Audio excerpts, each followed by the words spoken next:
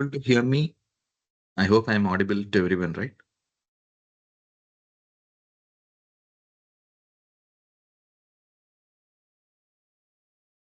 Yes, Srikanth, you are audible, not a problem.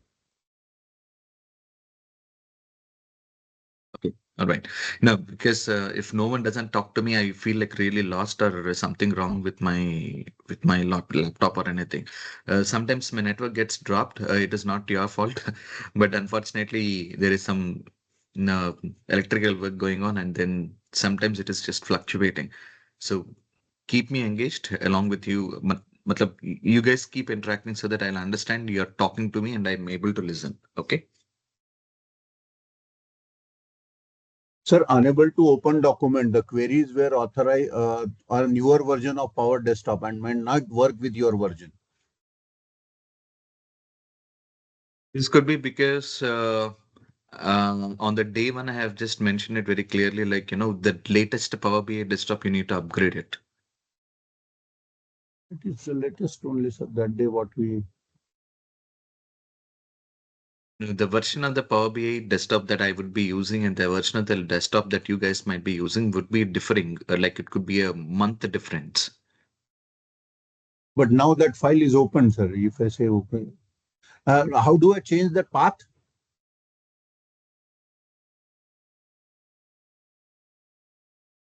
Let me ask this question to the other people. Can someone let me know how do we change the path? You guys were on the training and I have spoken about this even earlier, right? So can anyone answer this question? Change data source settings, I think. Mhm.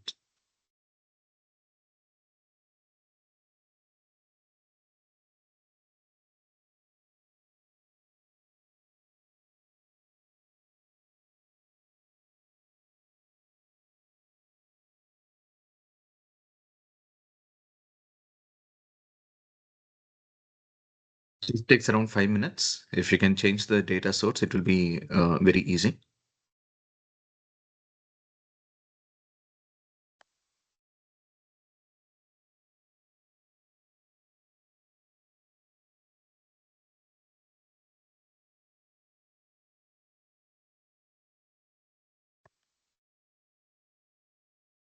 It's the last topic that we guys have discussed in our last call.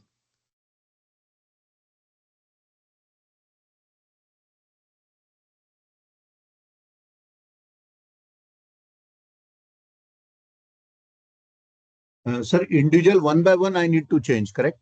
All those files. Yes. Hello. Yes. Srikanth, Yep. may I audible? Yeah. Actually, map visual is not working on my office laptop. It was work on my personal laptop. But now when I am opening it again now, it is not on my personal laptop also it is not working. Okay. Have you checked the settings? Yes, that settings we discuss that I have checked on both laptop. That settings are enabled. Map visual in security option. Okay. If settings are properly working, then it should usually not, it will work. There shouldn't be any problem. But beyond that, if it is not working, there could be a issue with the internet bandwidth. Okay. Sometimes it might happen with the bandwidth.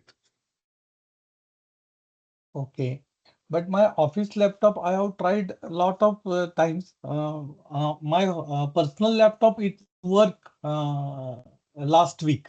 I have when I have seeing that video, YouTube video, but now it is not opening actually.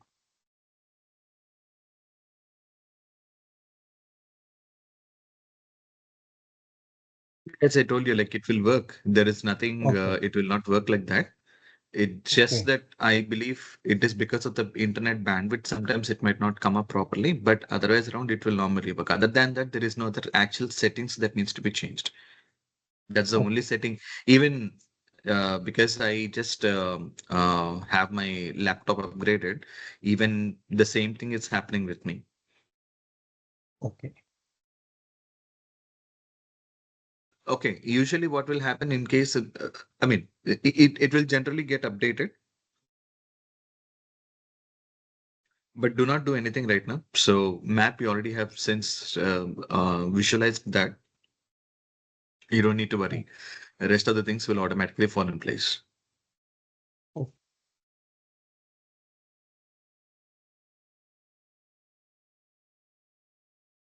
So what was So the it is, last topic that we just discussed? Yeah.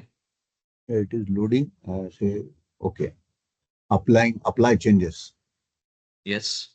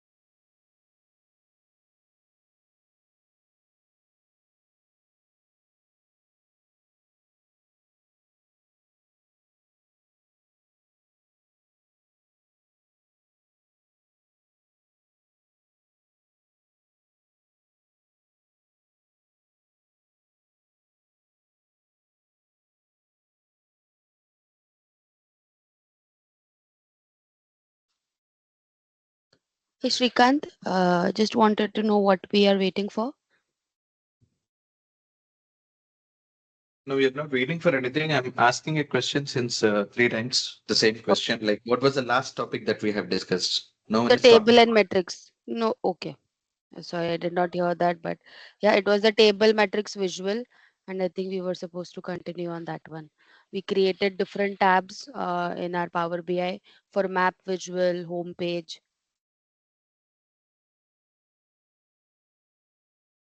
Okay. I hope I'm not sharing my screen, right? Okay, let me share my screen first.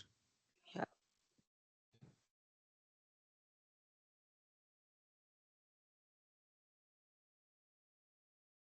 You guys were able to see my screen? Yes. Okay, good. All right. So this is the visual we are actually building, and we are waiting for this visual to get completed. Um, so we are talking about the table and matrix visual. So as mentioned on the previous session as well, one of the it's not a complex one. So this visual is not actually a complex one. It's easier one, but a time-taking process. You might have to definitely maintain a patience only for this visual, especially for this visual when you are using in your uh, the reports that you would be opting in. Since usually what will happen when you're creating a table version, you love to add more and more values. This is the usual way that you and me will always keep in mind. We love to add more visual. But then when you are trying to add more and more values, the more you are adding, the more time you will be able to take in terms of doing the formatting. Okay. So I'll show you. You can understand it, you can feel it, then you can take a call when you're creating a report. It does, what does that mean? And does that infer that you should not use this visual? No. But I'm just trying to say when you use this visual, try to be much more patient and then, keep everything proper and then understand it so that you will get to know better about this particular visual. So my basic part, what I have done is I have created one particular slicer. This is for um, region, I mean the continent. The one I have created is for country, and then there is a city data. Now, from here, again, just concentrate what I am talking. Don't miss any step. Don't get confused anywhere. If you are getting so much confused, let me know. I will repeat it. But don't get confused. Just understand what I'm trying to do it here. Okay. See, I'll go back to the map visual for a minute. I'm switching back to the map visual. In the map visual, if you understand, if you observe, we have created four different values. One is said to be the total restaurants, one is total cuisines, one is average cost in the USD, one is average rating. Now, if you remember, for the average cost in the USD or for this total cuisines or average rating, okay, let's talk about the total cuisine. Let's say, for example, for a minute. Can someone tell me or explain me how, what are the steps we have done for creating this particular visual, the total cuisines?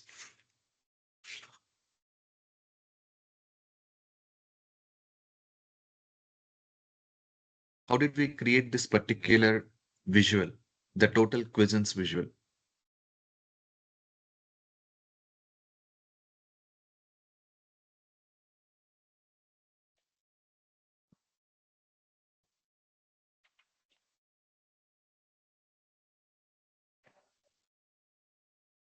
We selected the cuisines table from the data field and put it under the visualizations tab and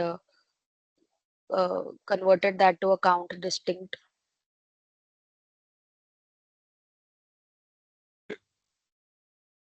Sorry guys, this time I cannot able to constantly go on to the message window. So, okay, good.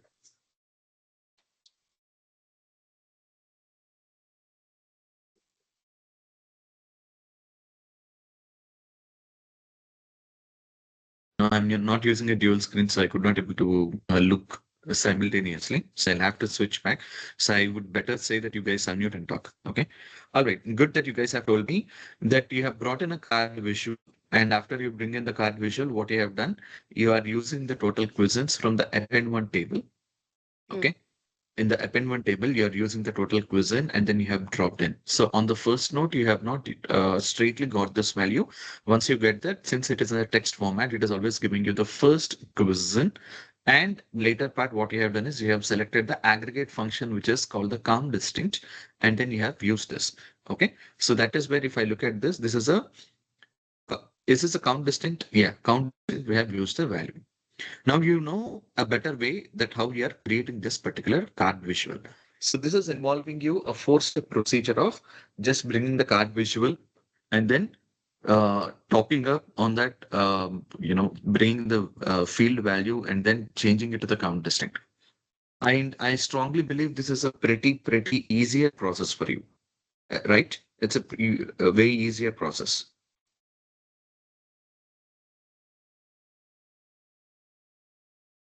correct?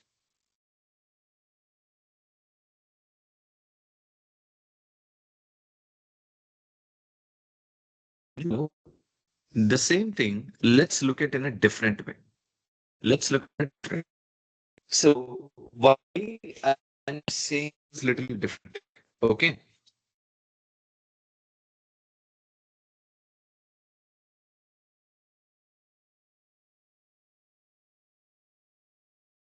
Here in this particular table, I can do the same methodology of bringing it that and then choose the count, which will take a two-step process, and that is absolutely normal. But I'm not going to do it like that. I'm again going to bring all these four visuals, all the four values onto the table visual. Okay. But then how am I going to work on this is a different process. Very simple and different process. Okay. So just take a look what am I doing. Here on the append one table, today we are going to work on a new visual or let's say new concept, which is called the measure. Okay. It's called measure. So measure in Power BI is a kind of a custom function formula. Let's say in Excel, there is a VLOOKUP formula, right? From VLOOKUP, you know that it can do a vertical job and it can pick any value which is there on the right hand side of your unique identifier, correct? Agreed, everyone?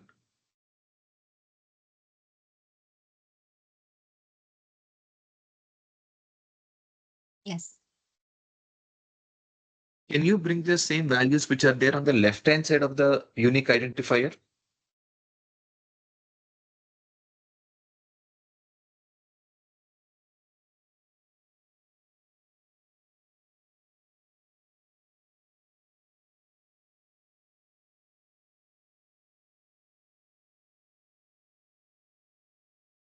Guys, come on. You guys have to be interactive. I don't want this to be monotonous session. Definitely no. This is not that way that we have to keep it. Only if you talk, I'll understand how much you're able to understand.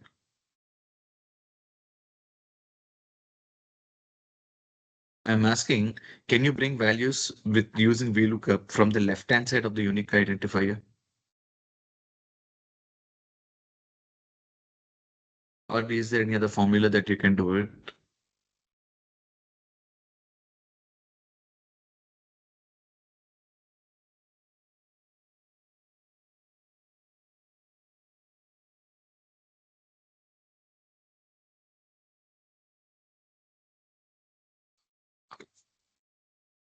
So measures in Power BI are a kind of a unique concept. Okay. These unique concepts will help you out to bring a kind of a custom function rather than, which means when I say a custom function, the functions are not new functions that you are going to create, but these are something available functions which are, you are making it little bit handy on the Power BI report. It's going to be a kind of a handy reports. So how is it going to work out on the handy? So let's say, for example, since we are following a two-step procedure onto the quizzes part, I'm going to do it in a simple way. See here, in order to create a measure, okay, the first step what you have to do is you're going to click on the append one table on the right hand side data and right click on this place, right click on the append one, and you'll have the second option called the new measure. Okay. Once you right click on this, you will see an option called the new measure. Okay. So once you click on the new measure, okay. Once you click on the new measure, what you are notice is there is a measure function, or let's say a measure column which is created automatically. And even on the formula bar, it is ready to say what exactly the measure you are going to create. So here I'm going to mention here like uh, T cuisines, or let's say M cuisine. I just need to give a name. Okay. So I'm going to give a name called M cuisine. M stands for measure. Not necessarily you have to do it. You can give any name. Even you can give your name as well. But just for ease of identification and for you to understand like how measures are created, I'm taking a M as a prefix and then mentioning like M cuisines. Okay. So how the M quizzes should be measured. So what is the formula that I need to apply for this? So for that, what I'm going to do is I'm going to write the formula called count. And when I write the count, you will see what are the different formulas which are available on the Power BI DAX function. These are called the DAX. Okay. So basically, instead of talking about the formula, I'll say this as a DAX. So what are the DAX available? The moment once I type count, you will see count, count A, count AX, blank, count rows, etc. So I'm using the function called distinct count. The moment once I select from the drop down, okay, I'll click on the tab key so that the distinct count formula is ready for use. Now, using the distinct count, what is the function or what is the column that I have to use? Again, I'm choosing from append one table. I'm carefully selecting the append one quizzes by using the tab key and then close the bracket and then hit enter. So what I'm going to do is I'm going to change this to M quiz.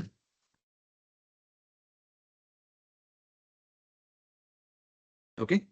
So the moment once I hit enter, the measure is automatically converted into M quizzens over here. And now this is shown as a value. Now, if you look at this, if I bring the M quizzent directly onto the table, this is directly giving me the values. See, when I bring the quizzens here, see this. When I bring in the quizzin, usually what we'll do, it will be shown up as a text. Then what I'll do, I'll come back here and then change this to the count distinct. This is the usual process. Rather than doing this way, what I have done is I created a measure, and this M quizzins measure can be used across anywhere inside the report. Across anywhere inside the report. So wherever I'm using M quizzin, it will always calculate, it has to calculate the distinct, or it will give you the distinct count of the quizzes.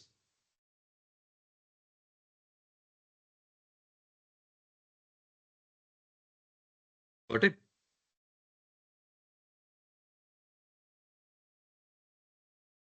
Now let's say I'll take total restaurants. Okay, I'll take the total restaurants.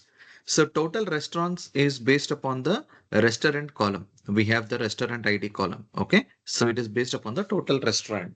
So I'm going to create one more measure for the restaurant ID. You can ask us like, why can't we bring it directly like in the previous visual? Yes, you can do it.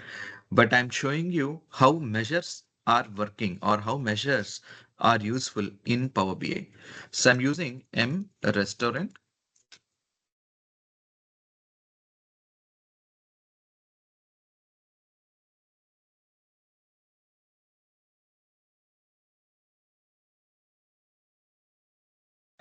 I will say here distinct count, or let's say, no, there is no need of distinct count. So I'll just give directly a count of the restaurant ID here. Close the bracket and then hit enter. So now the restaurant is also added. Now when I bring in or drag into the mesh restaurant, you can see the restaurant is automatically added. So I've just changed the order from restaurant to quiz and then cuisines. So that's where you can see it is mentioning as M restaurant, M cuisines.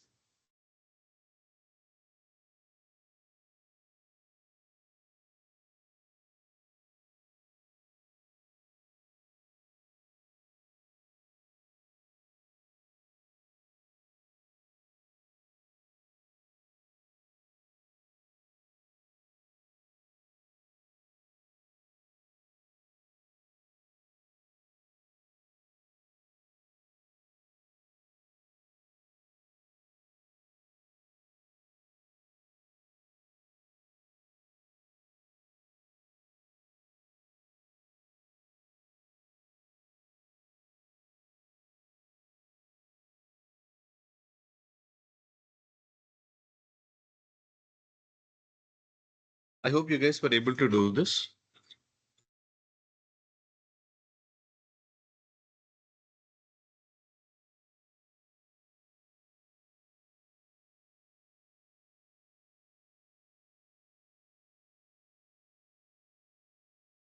If you guys were able to do this, I would say, since we have created both the restaurant and the total cuisine, I want that average USD and an average rating as well. Bring it into the using the measures. Try to use only the measure and then keep those values over here. Okay.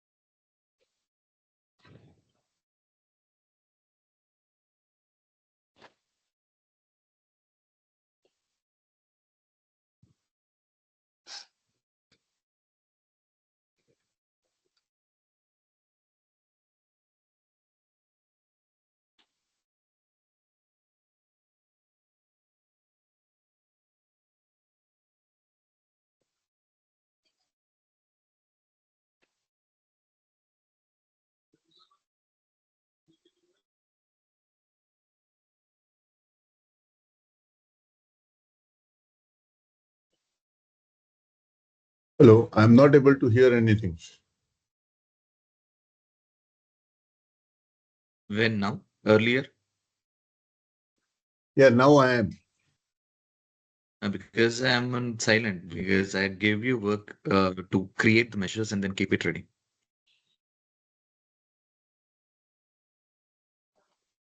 Shrikant, what is the name under append one for average rating? Is it aggregate rating? Yes, it is aggregate rating. Okay.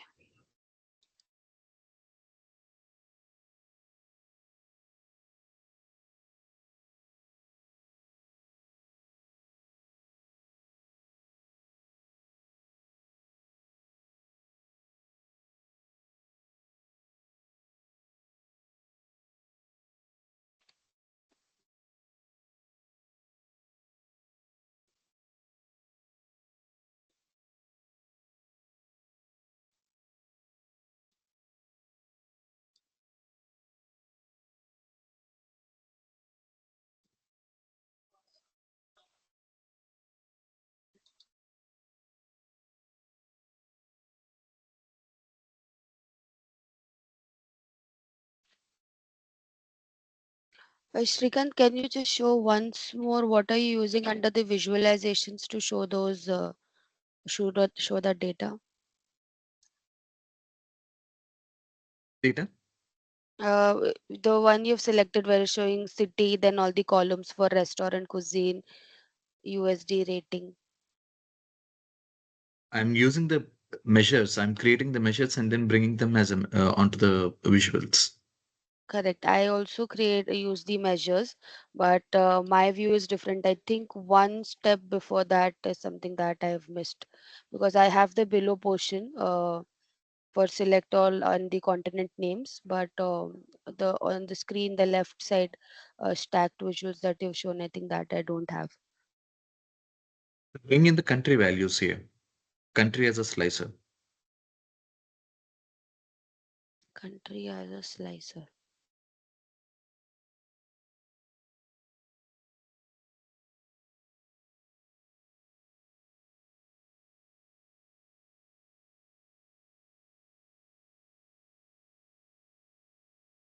Is there any shortcut to select a visualization by typing? Okay.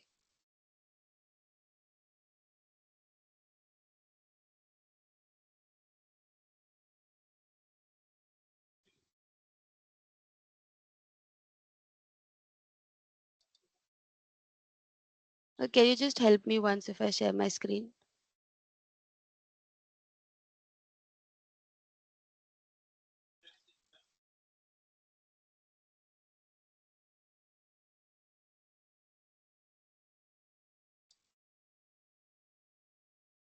Okay. I got in the slicer. Where was that? From here, right? This was the slicer I selected. To get the countries, what needs to be done? Pick the country values not from here, from the append one. From the append one. Okay.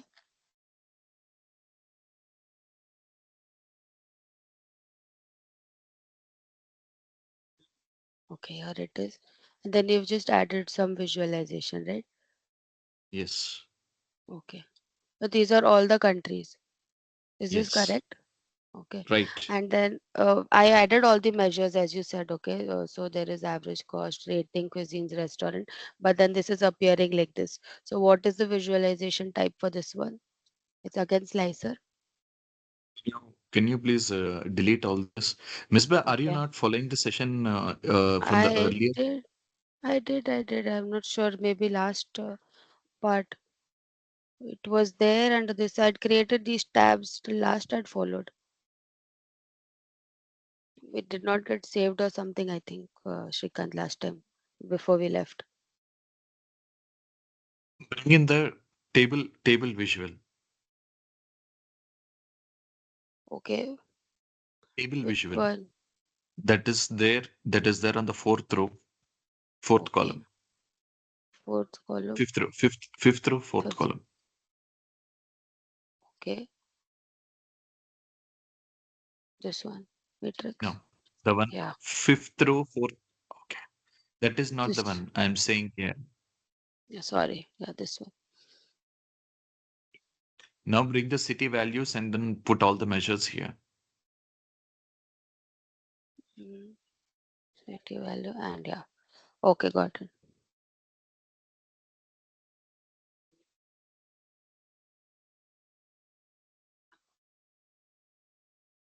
Yeah. Please help me. How do I the format this USD dollars?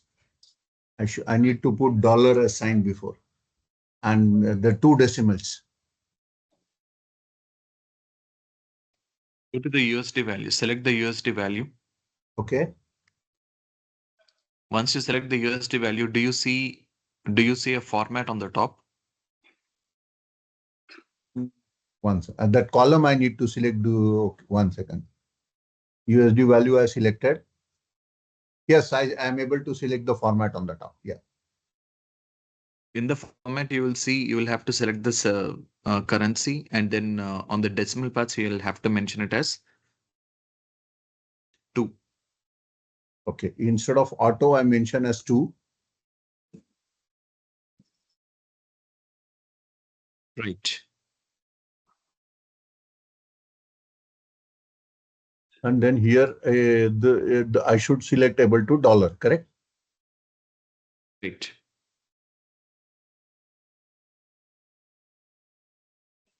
Okay. What May not I am yet doing done, it sir. correct.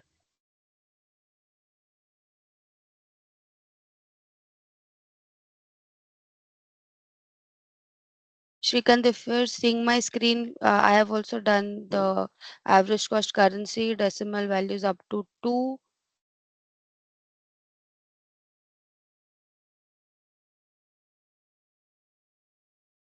You see, basically, you have brought in the measure value over here, Yeah. right?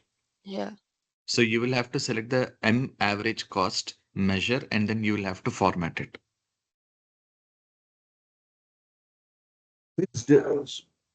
From But where? it is not showing, sir, this still. See, I Yeah. selected USD value. Then I am able to see Sir, the format. no. Just a minute. See, these are these are pretty simple thing. What you need to understand first of all is if you are showing the measure, if you are showing M average rating, if you are showing M average cost, you will have to select M average cost and then format it. USD value doesn't USD value formatting the USD value doesn't even give you anything. You will have to select the M average cost, which is there on your append one table, what you already have created. Mm. Yeah, clear. So you need to select that M average cost and then you will see the formatting options for that. Okay. Yes, clear. Yeah, got it now. Thank you.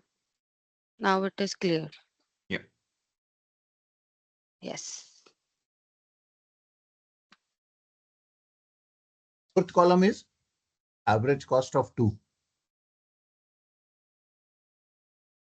So the two. Yes. Sorry, the fourth column, average cost. Yeah, the first you need to maintain 4 columns, sir. M cuisine, total restaurant, average cost, and the fourth one, Uh, one. I've done cuisine, total restaurant, 1 second. And it is average rating, I think. It is average rating. Yes, one is average rating. For average rating, the column is aggregate rating.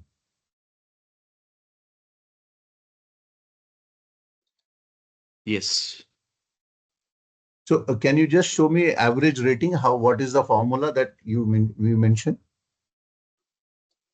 Average rating only. No, the column, that append one column.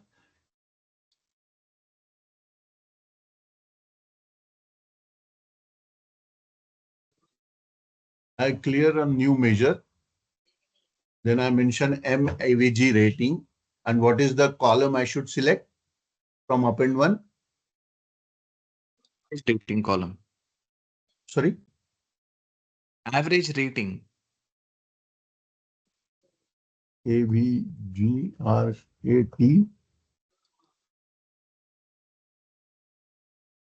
Average append one.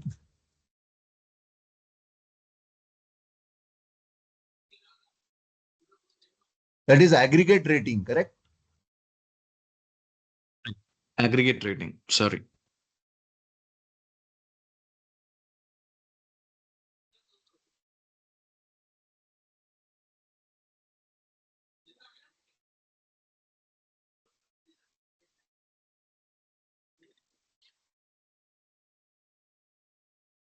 You'll have the restaurant ID, cuisines, USD value, and then average rating. Correct.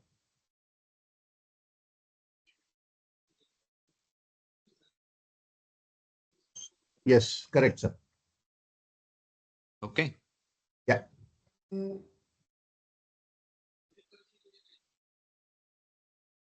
All right. So now I believe you guys were able to look at all the 4 column values over here. Okay.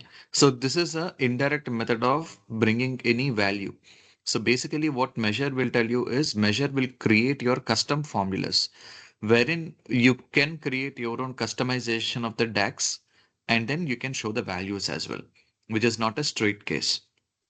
This is a very simple measure I'm showing you, but there are complex measures as well. When I say complex measure, you can pass the values of 2 different columns into variables and then you can do a custom calculations and then you can show that as well.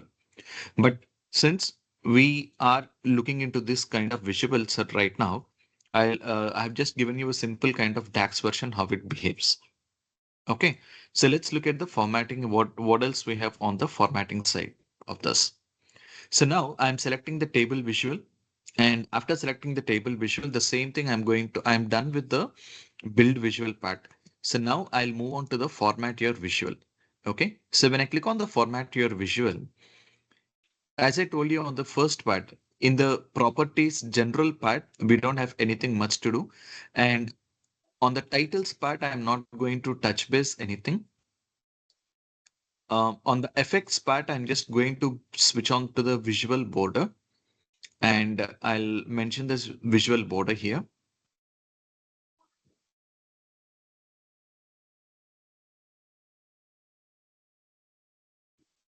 Okay. And rest of the values, I'm not going to touch base anything.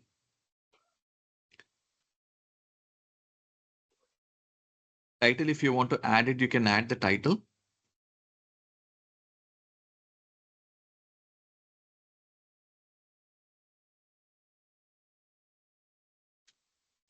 I think title is not required. Let's leave the title aside. Okay. So let's just keep it simple.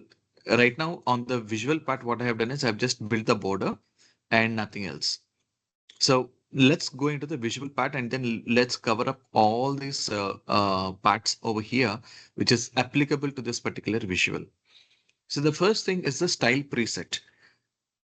The table that you have created here is a very similar table that you usually work on the MS Excel. In MS Excel, there is an option called the Excel table. When you click on the Excel table or when you convert your data into an Excel table, you have multiple options which are popping up. So like change the style of the table and etc. etc. Similarly, under the style presets, you have a predefined styles. You have predefined styles. So let's say, for example, when I click on the minimal, so this is how your data looks like. When I click on the bold header, this is how the data looks like. Alternating rows, this is how it looks like. Contrast alternating rows, flashy rows.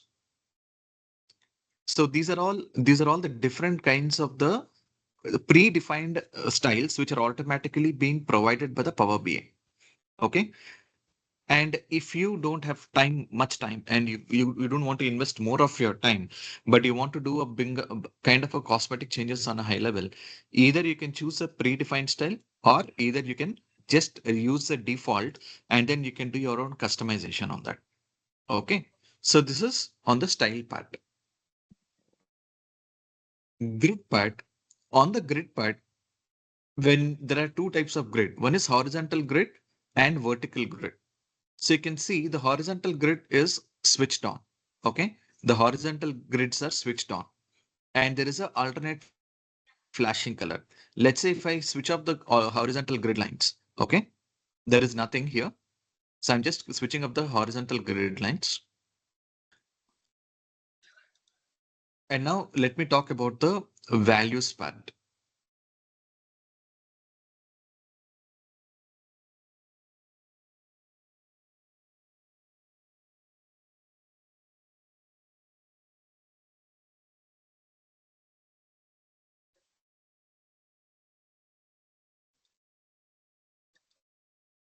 So there is a difference on the values part of what we are talking about. When I'm saying about the values are totally related to this particular table visual, the entire value, every portion of it, including the headers, including the footer, including the values within it. So if you want to change the font size of it, you can change the font size. So since I'm maintaining a Calibri from the beginning, I'm just changing this to Calibri.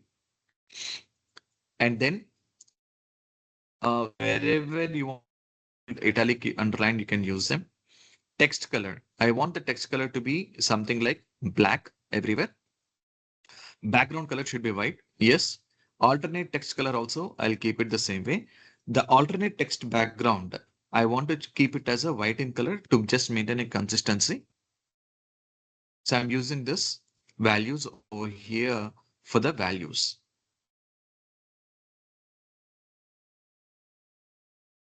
Okay. Coming to the column header. So column headers are nothing but these are on the top, which are there on the top. Okay. So now, since I have changed the values of everything, but still, if you the Power BI will give you an option of making sure that you are aligning again according to the header and footer. So I'm just making the font as Calibri, and then given 12, and then I'll let me make it bold, and the text color, that's okay. Background color, if I want to change a background color of this, I can bring in the background color. So let me keep a light red color here.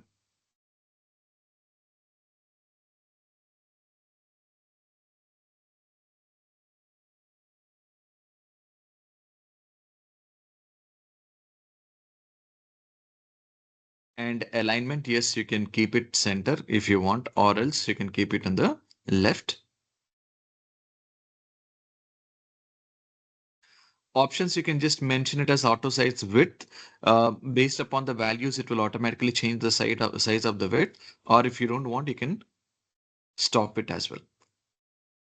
So this is on the column header. And on the totals part,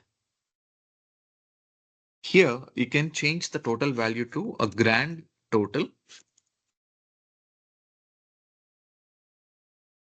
Or you can, since you are mentioning the averages, you can, or else you can mention the average totals here, so that everyone can understand when looking at this. Okay, this we are talking about the average totals.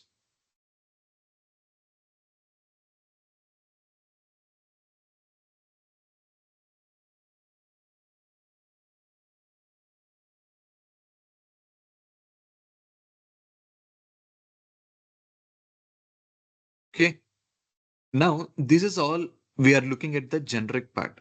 Now coming back to the specific column.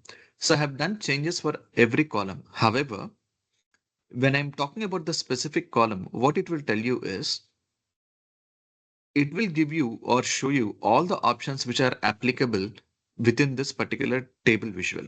Since I have got 5 different columns of information, all the 5 columns of the data are been listed over here. Now, if I want to specifically do any changes to this particular column, let's say I'm speaking about the city. And any changes that you want to bring can be applicable to a header and the total. If you want to make it align like that, what you can do is you will have to switch on both the titles, which is apply to header and apply to total. So it will apply to the header and total. So what is that it is applicable? Let's say, for example, if you want to change the text color of it or do anything, okay, it will automatically apply to the city portion. Let's say if I'm moving back to the restaurant, okay, now you can see this header and total are automatically reset. So if I'm selecting this, and let's say if I'm making the alignment to center, it will align to the center. Similarly, I'm doing it for the cuisines as well, applying to the header and the total. I'm just doing a middle alignment. The same portion, I'm using the MUSD value.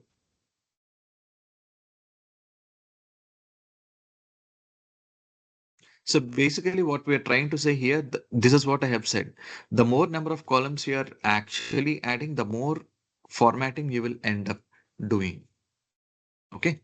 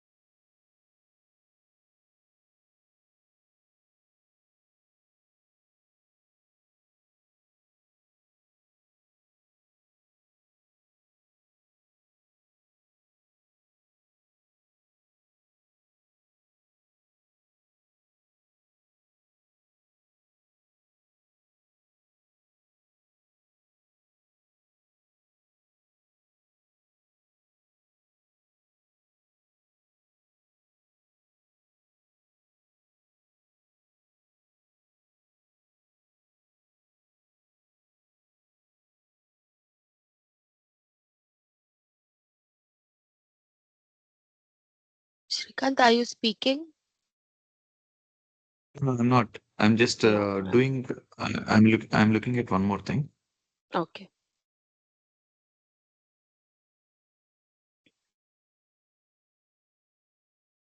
Just give me a minute, okay? I'm just working on this part.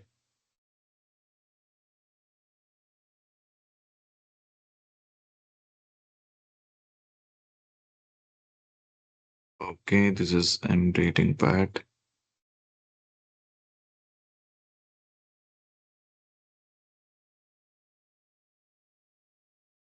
This is not so user friendly sometimes in Power BI. Few things, not everything I'm talking about, just very few points.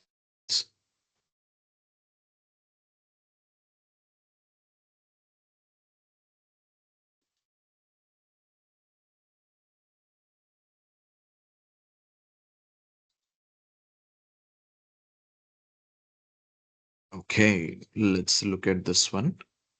Format your visual, column headers.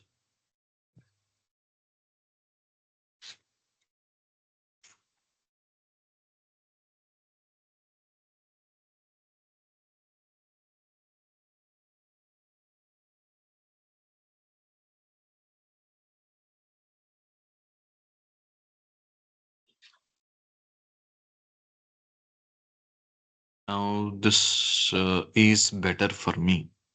Okay. And now let me come back to the format your visual, and then after the specific column, till specific column, I have just done some sort of formatting. Okay. And now we'll talk about the cell elements. Okay. We'll talk about the cell elements. What is the difference between the specific column and the cell element? When I'm talking about the specific column, as I told you that we are going to specifically work on the column side. But cell elements are within this particular table, how many ever total number of cells are there. You are going to work on every cell and you can able to format every cell over here. For example, the city. And in a simple way to let you know what exactly the cell elements are related to. You heard about the conditional formatting in Excel?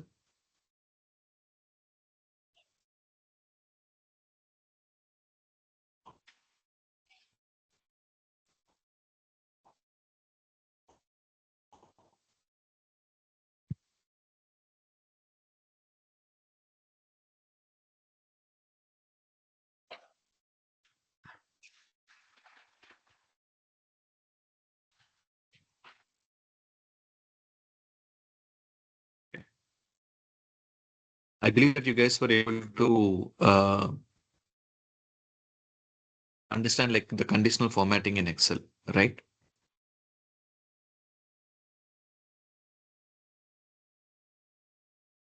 See, when I'm not talking, you guys are feeling that I'm lost somewhere. But when I ask you the questions, when you don't answer, even I have the same feel.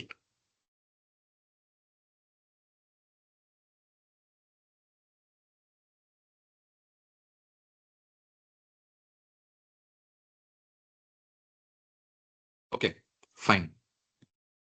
On the cell elements portion, okay. So this is very specific to conditional formatting. What does this conditional formatting mean? For instance, if I'm looking at the city values over here, okay, and Shrikant, we are seeing your meeting window, not Power BI. let's say the rating or based on a USD value or a cuisines or a restaurants, okay, the total number of restaurants, if I want to give a rating to each one of the city, okay, how do I give the rating to them? Or how do I ensure that to show to the audience that this is a five-star hotel or let's say three-star hotel or based upon four-star hotel? So there should be a base, right? I want to now, my agenda is to bring in a conditional formatting, show stars against each one of the city name, okay, wherein to show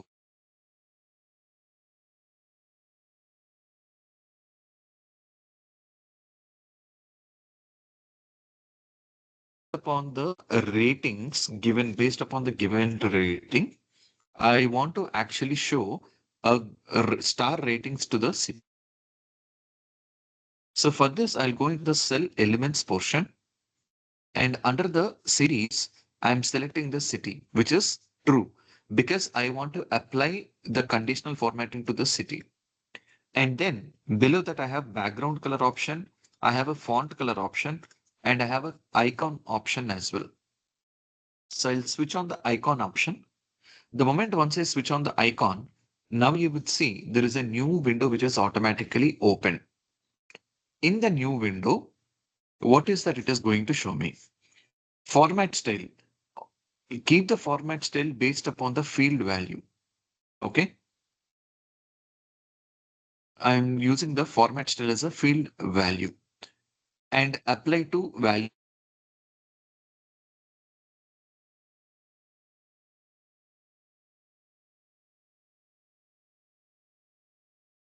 I'm going to use the M rating, which I'm using the measure. Sorry, we lost you, sir. In between, we lost you. After Yes, field Shrikant. value, we lost you. Hmm. Where did you guys lose me? Up, after field value, under the rules, there was you mentioned as field value.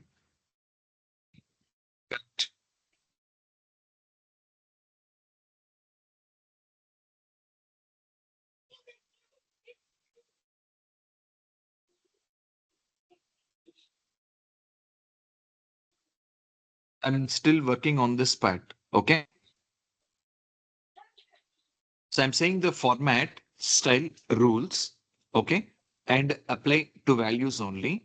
What field should be based upon? Let's say either you can use aggregate rating or either you can use a measure which you already have created. A measure rating is automatically predefined, which is average. So I'm using the average rating here. Okay. And icon layout, it should be right of the data. Okay. It should be right of the data. icon alignment. Okay, let's keep it middle. And style. Okay, here I'm going to predefine a particular style. Let's say the star rating. I'm using a star rating. Okay. And based upon the star rating, I need to predefine a rule. What is the rule that it should say? If the value is greater than or equal to 0, of 0, I can use a minimum here. I'll just type minimum. I'll type min. Okay. Instead of 0, I'll say min. And I always keep this number because my values are in number. Okay. And lesser than, let's say 3. And I'll say lesser than or equal to 3. And the number, then the rating should be a blank star. Similarly, if the value is greater than 3, I'm changing this to a number less than or equal to 4 and give a number, or let's say 4.5. Then it should be a half star. And the value is greater than 4.5.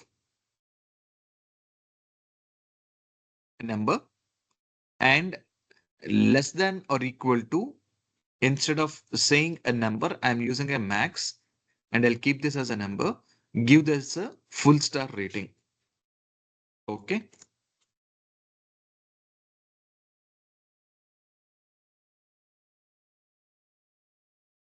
See, this is the rule I'm using. This is the rule I'm using.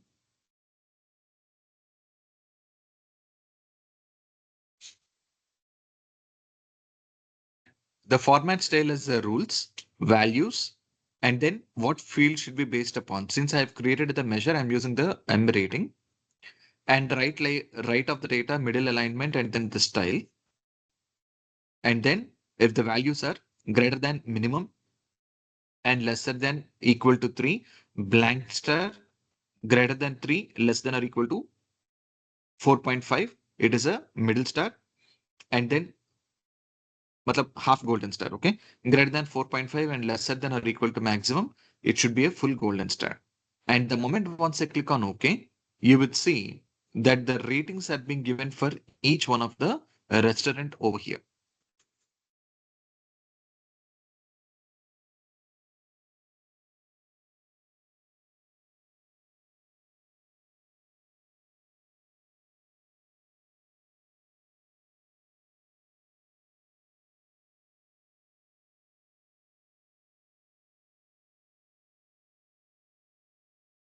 And now, if I'm successful in doing this, what I would do is when I click on Africa, I could see that there is only one country, which is South Africa. And within that, it gives me the city. And here you can see only the inner cities there on the top, which is a full star because the rating is above 4.5. The rest of them are between 4 to 4.5, or let's say 3 to 4.5. So that's why they are given as a half star rating. So if I go back to Asia, you have multiple cities. So if I click on India, here you can see all the ratings of them are being given as 4.50. Since there is no city which is having a higher value, so everything is in the half golden star. So let's say if I'm going back to the Indonesia, it is the same thing. Philippines, yes, you can see that there are certain places which with a full golden star and with a half golden star.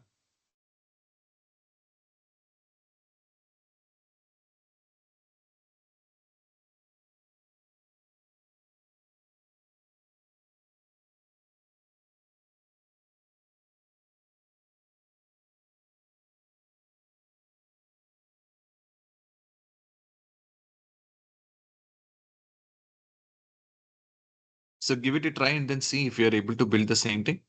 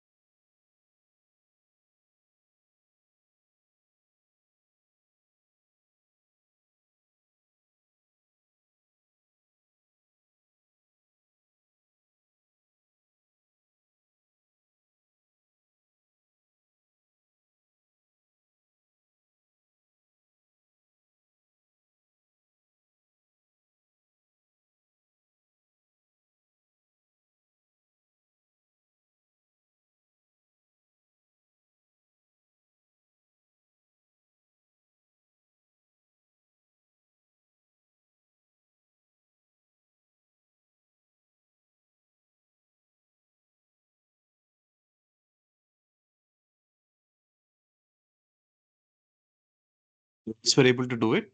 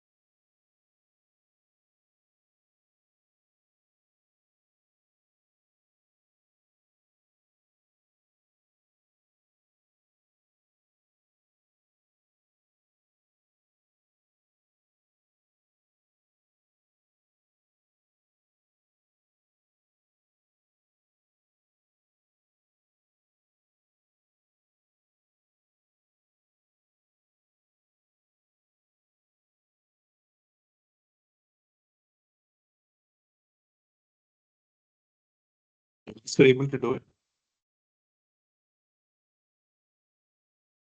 Yes, sir.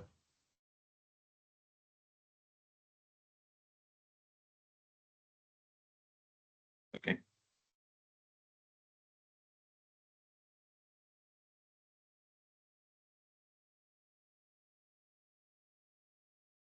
I'll show you one more conditional formatting and then I'll keep a pause on this. So now we have seen based upon one particular column, I've shown you how you can able to format another column value. Okay. How you can format another column value. Now we are going to see one more method.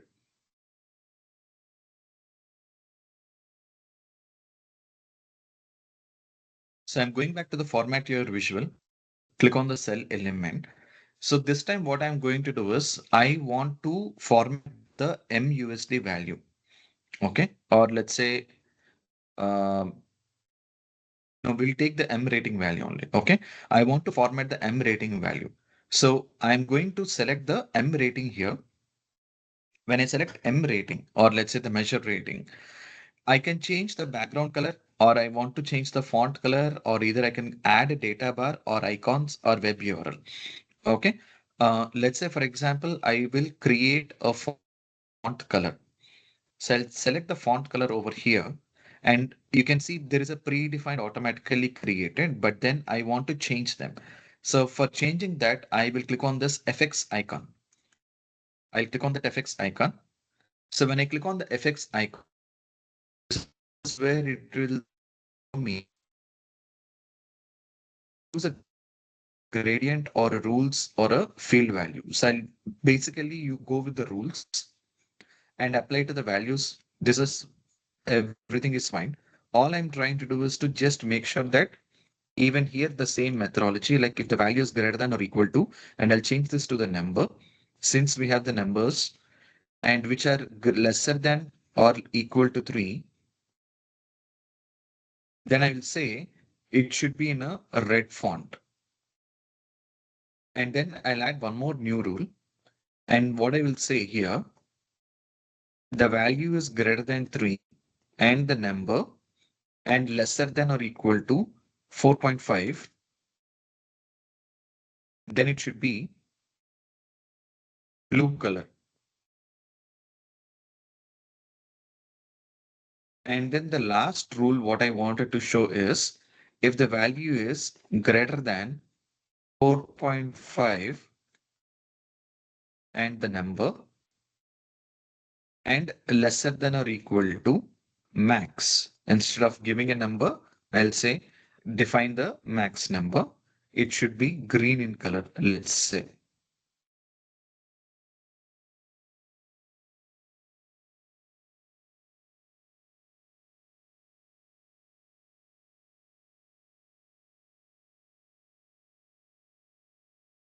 Click on OK.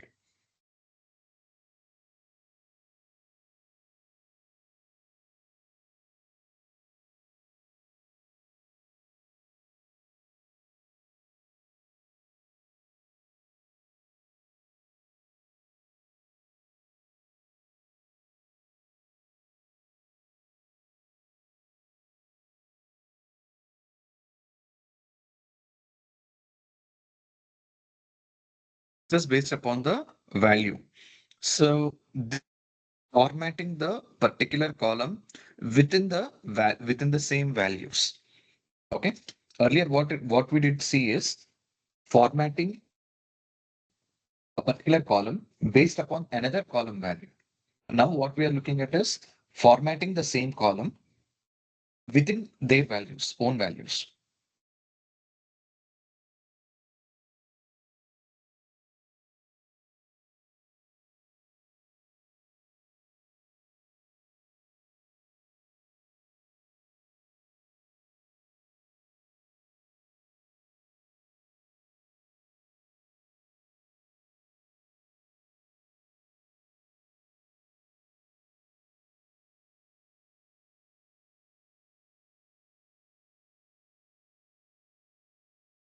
Let me know once you guys are completed with that.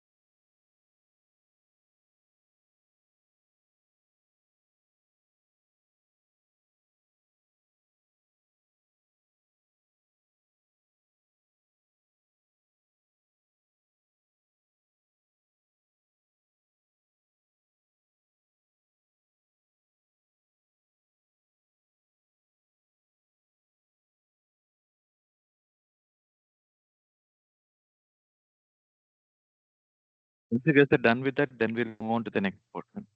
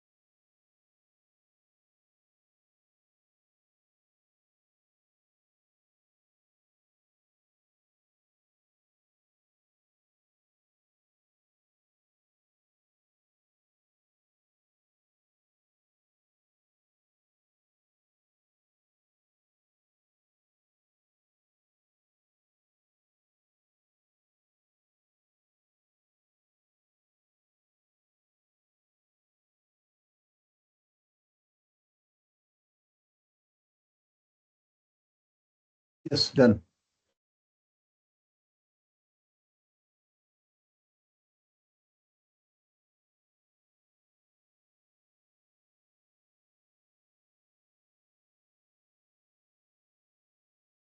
This is the way. This is the way that you will have to use a table format. Okay. Now, top on that, if you want to add any kind of cosmetic changes, something like which gives you more and more valuable value-added services, you can add it on the top where there is a space little. Otherwise, around conceptually, this is how your table format looks like. So I have explained what is the difference between the table format and the matrix table format. in the previous session. So there is no change in that. So it will just remain the same thing. Okay. But options within the table and matrix table remain the same. Whatever the options we have played around will automatically will remain the same. So apart from that, there is nothing else that you'll have to actually more and more look into this. Okay. So we are good with this new page. Okay. Let's move on to the next new page. Probably what I will do is I'll create a duplicate of this page. I'll create a duplicate of this page. And then here I will just mention the um, new name as bar visual. I'm mentioning the bar visual. And of course, I don't require this.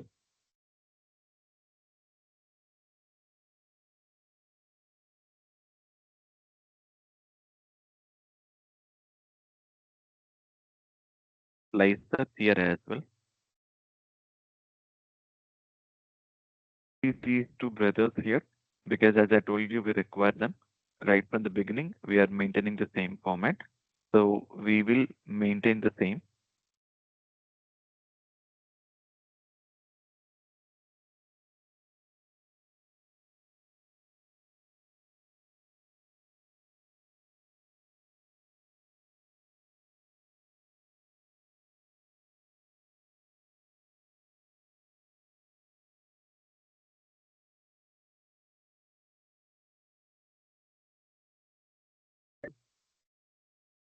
We just create this new page, delete all the visuals over there, only retain the images, and then let me know so that we will start with the portion here. And let's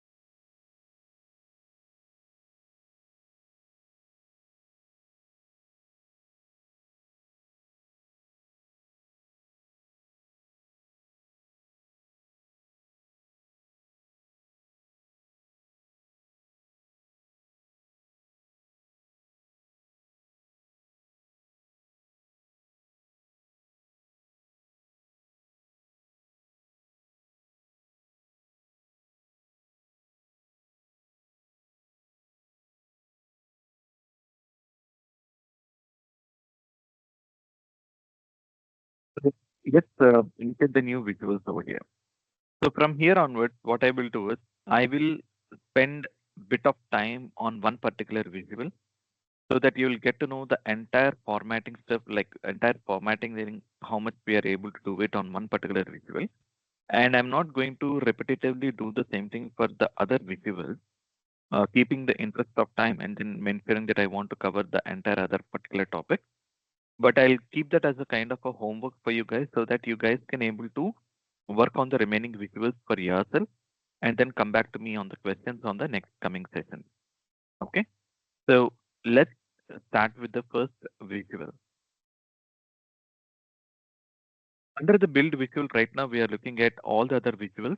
Okay. So the first visual is your take bar chart. Okay. The first visual is a take bar chart. I know every one of you would have been using this particular kind of visual in your day-to-day life on Excel.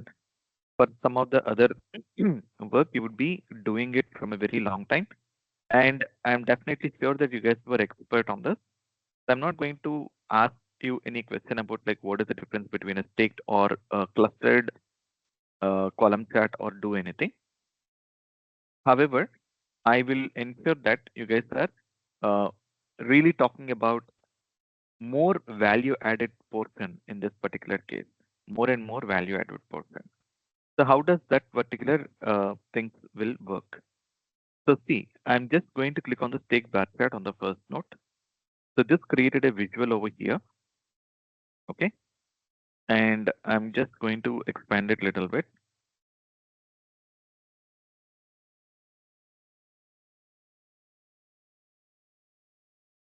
Now, this particular visual, within this, what are the portions that I'm going to add? Okay. So since this is a stake bar chart and which is there on a vertical representation. Okay. Now, what is that we'll have to do it? I'm going to bring in the y axis. So first thing, let me bring what are the values that I want to show on the y axis. Let's say I'm going to talk about the USD value. Okay. So I'll keep using the measure which is automatically created. So I have added the MUSD value onto the x-axis. Sorry, on the x-axis. And on the y-axis, I'll keep the continents added over here. Or let's say the region. On the y-axis portion, I'm adding the region. Okay. So I added the region and I'm adding what is the USD value, which is the average USD value. Okay. Since it is a stake chart, I think I can able to add one more value. So what I will do is I'll add um, a cuisine, the total number of cuisines, or either you can add a rating, whatever be the better thing. Okay, I'll add the rating over here. Okay, so when I add the rating, take basket mean is the total number of values that you are adding. It was going to take up above one above the above value. So that's the first portion is showing up the USD value. The second portion is showing the rating value. So this is the outlayer of my visual that I have created. Okay. So just create this visual and then keep it ready. Keep the visual ready like this.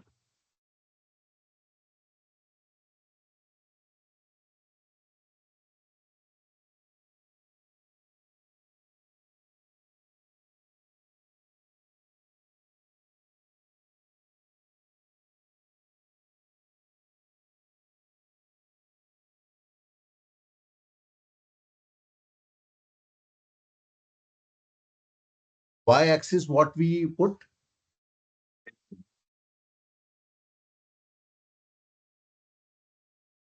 Hello.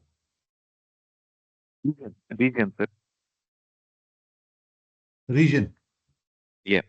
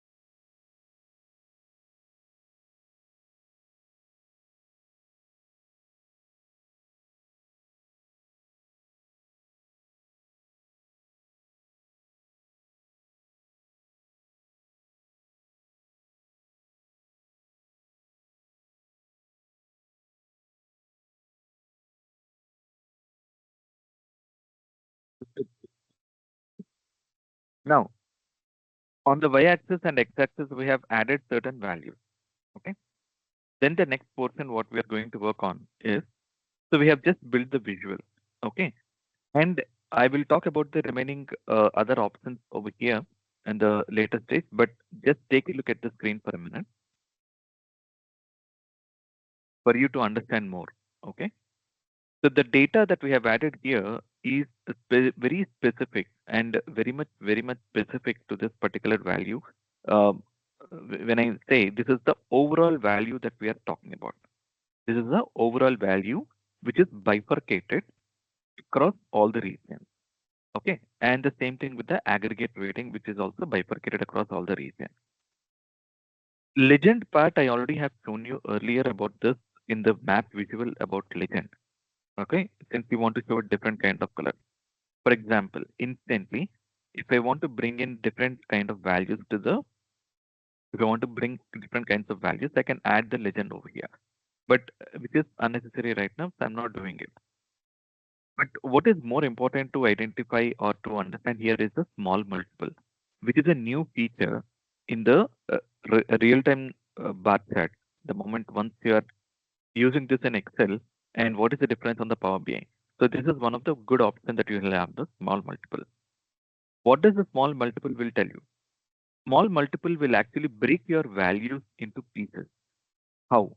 When I say how is it going to work out and then how is it actually breaking into pieces? For example, there is a column date column value over here. Okay, there is a date column value which is called the as on. Okay, and when I expand this as on, you will see there is a date hierarchy by year, by quarter, by month, and then by day. So when I bring in the portion quarter and then drop it onto the small multiple, what you will be looking at is the same option, the same option. Now this is being divided into 4 different quarters. There is no change in the region portion. Okay, but it is just breaking down the values by each one of the quarter. So quarter one Africa, how is it doing?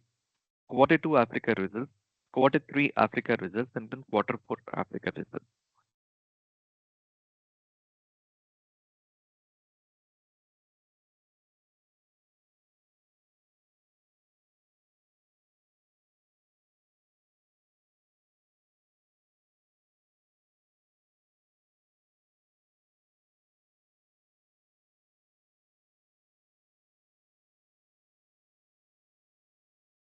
Understand this? What I'm saying?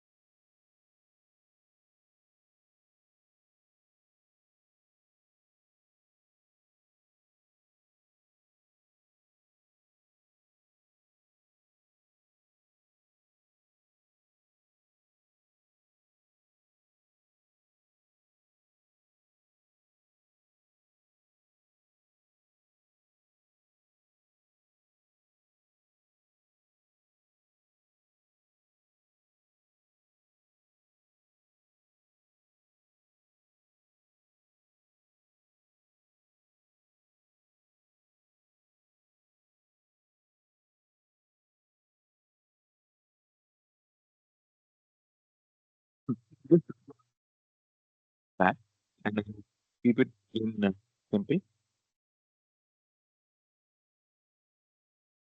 Okay, and now let me move on to the build your visual portion. And on the build your visual portion, okay, sorry, under the format your visual portion, okay. So a general part, what are the main general parts? So this is on the title. So maybe instead of doing it this way, what I will do is I'll just mention this as take bar chart.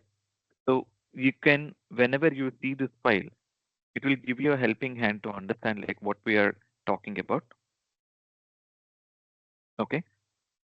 I'm just changing this to a Calibri, and then I'll keep this 15, and then the bold and the text color underline, and the text color I'll keep it as red in color. So that is what I'm doing on the title part, and the effect part, just add the visual border so that this looks pretty easier.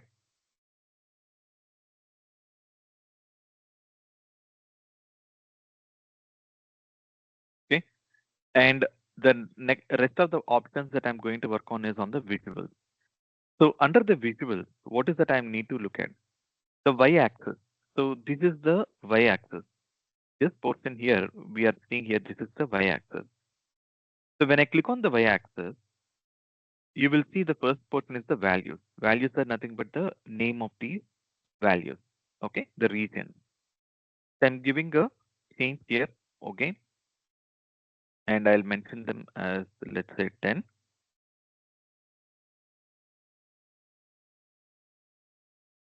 In black in color. And the title is nothing but this portion. The one what you see here, tiny region, this is the title.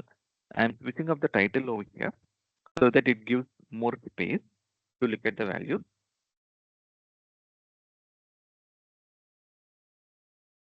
Then I'll keep it aside. Similarly on the y-axis, this is the y-axis. Okay, I'll switch up the title, which I don't require the title, and range, which is automatically given. I don't need to disturb the range as well. And the values portion. If you want to add the values portion, you can add it. If you think the values portion is not required to show up, you can just close the values as well.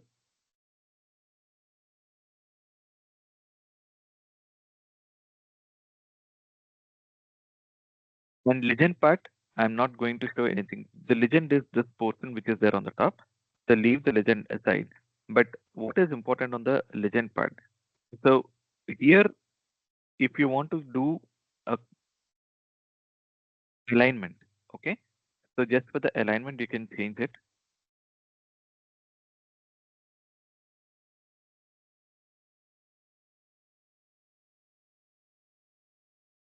Then moving on to the grid line. So we don't have any grid line, or we don't want to show any grid line, which is okay. I will directly jump onto the bar. I want to use a color combination, which is a different color combination for this. So for USD, for this USD, I will change the combination here with a red portion. If you want, you can switch on the border for that. And similarly, I'm going to change M rating, and instead of blue color, I'll say black color. So this is what I have done. So I'm not going to touch base anything on the bar part. So I'll leave it aside. Ribbons, don't touch base anything on this because I'm going to talk about this ribbons on the later stage. Till here we are good, but the main major portion what you will be thinking is how do I add the data label? So here we go with the data label. When I switch on the data label, okay, so you will see the data labels are given for each one of the portion. And yes, you want to bring in, or let's say you want to add the titles in the font size. You want to bring in the font size, you can increase the font size over here. And rest, you have a lot of time that where you can just play around with them. But I'm just keeping it pretty simple, not complicating anything. I usually don't add the total label because that doesn't make sense. When I say total label, this becomes like 65 plus 4 gives you 69.50, which doesn't make sense. But then, yes, I'll just keep it aside. And what I will do is I'll just keep this take basket here and then see how does it look like? Does it give me a good representation with the custom colors that I wanted to bring in? So I'm good and done with the format here visual on this particular portion. So I'll give you 5 minutes. Just finish this formatting, whatever you want to do formatting side, play around with that, and then I'll continue with the next one.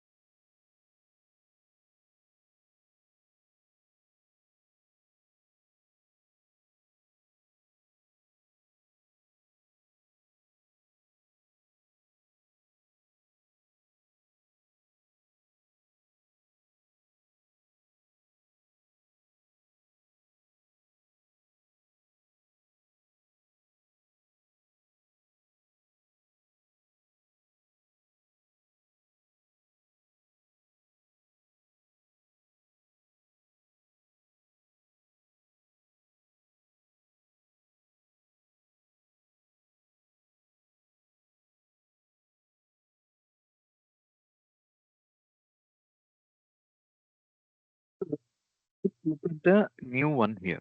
Okay.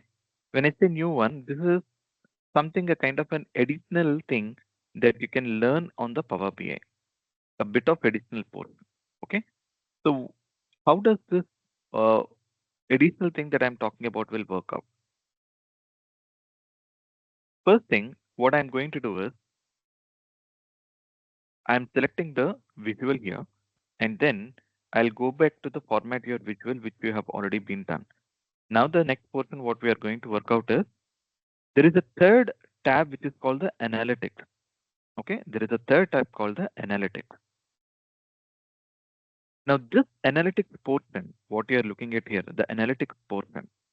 Okay, you might be wondering like what exactly this analytics portion is actually helping or will be helpful for.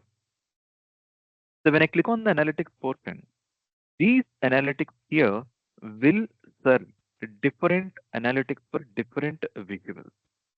Not that every visual will have the analytics, and not that the same analytics is offered for every visual. Keep this in mind. Not the same analytics is given to every visual. Even if it is giving analytics, it will not be the same options for every visual that you are talking. It varies between a visual to visual. In this case, on the stake barker, there is a constant line which is given here. What does this analytics will say? For example, in general, I'm talking about the average rating or let's say average USD value for each one of the region which is being given. Okay, imagine that what you're doing is just imagine that you are uh, showing a statistics for each one of the region, like how much they are doing for each one of the region, like in a quarterly basis or monthly basis. There will be a cutoff for you. There will be a cutoff. So when you generally show it to the audience, they will see the value. But what if there is a cutoff value that you are adding? Then it will give more sense. So just take a look. What am I doing? Everything, whatever you are learning, is here a kind of an experimental thing. But in your real time scenario, you will have to decide because you will be the first person to get or decide like how you have to show the values for. Okay. So this is just a kind of an experimental thing. Now, when I click on the constant line, when I expand the constant line, there is an option for me to add a constant line. I'm adding a constant line over here. Okay. The moment once I click on the add constant line, what you would be noticing on the visual here at the very beginning, there is a blue dotted line which is added. Okay. There is a blue dotted line that is automatically added.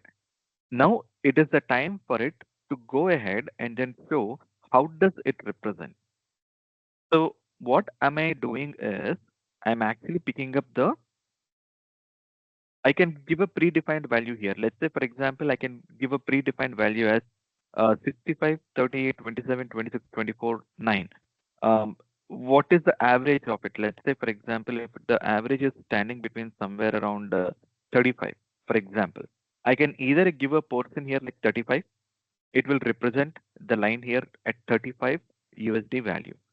Not if that is not the case. If I want something more to be dynamic, I can click on this FX function. And here, if it is giving me what field value should be based upon. Okay. So I'm using the USD or let's say I'll pick up the total USD value, which is USD. And then I'll say, give me an average of it and click on OK. So the average line is standing at certain portion. We'll see what is the value of it. Okay. So I've just added a FX value, which is the conditional form based formatting value I have given. Now within that, I will change the color. So I want to give a better representation of this color. So let me see if uh, a better color can be shown up. Let's say I'll pick up the black line, or let's say I'll pick up a blue line. The line style, either you can keep it dash or either you can keep it a solid line like this. And the data label, if you switch on the data label for this,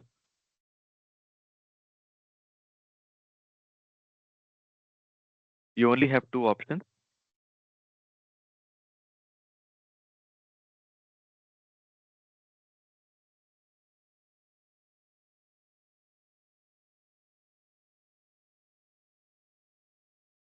So the average of all this entire portion is 10.82. So when I'm showing this to the audience or talking with an audience, what I would say, see, these are the average values for each one of the region, but the benchmark for me for all the values is 10.82. So when I look at all the other regions, they are crossing on above the benchmark except for the Asia. This is what we can infer and then talk to the audience and then tell them how it actually looks when it is shown here, how it actually looks like.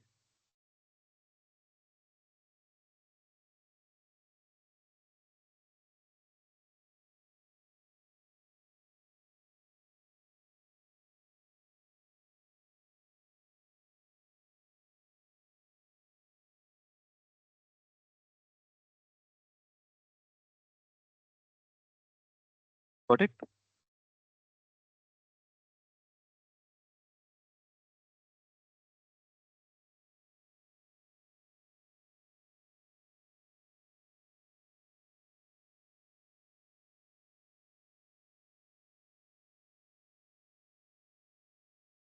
So this is how the analytics line look like when you are adding one particular analytics to a portion.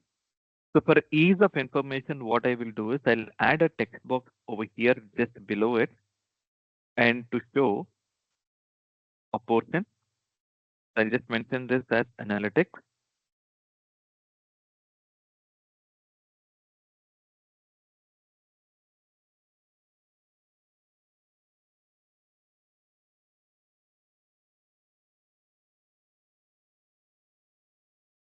I'll say you have a constant line.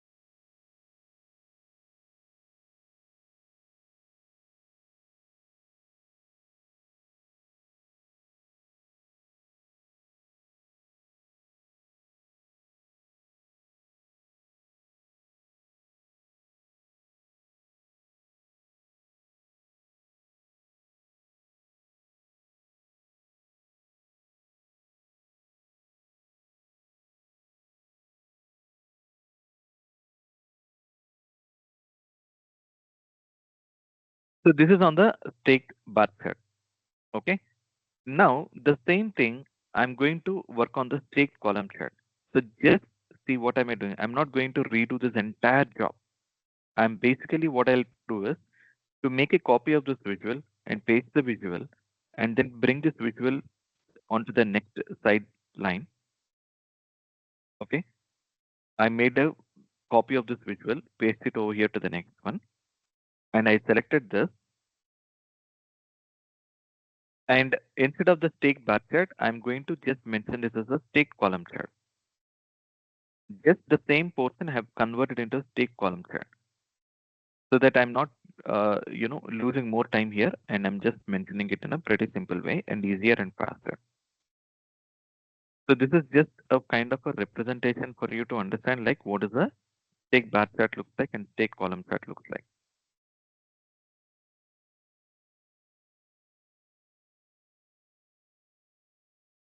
So the easier way will be next time whenever you are opening this file as a reference, you will understand how the column chart looks like and the bar chart looks like.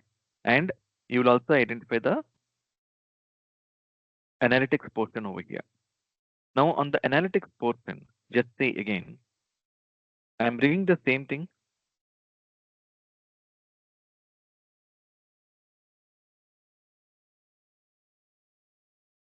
But in this case, on the stake column chart, when I go into the analytics, you will see the same constant line which is given. Okay, the same constant line which is actually given. So you can add multiple constant lines here. Not only in this, you can also add multiple constant lines in both bar chart, column chart. Multiple values can be added.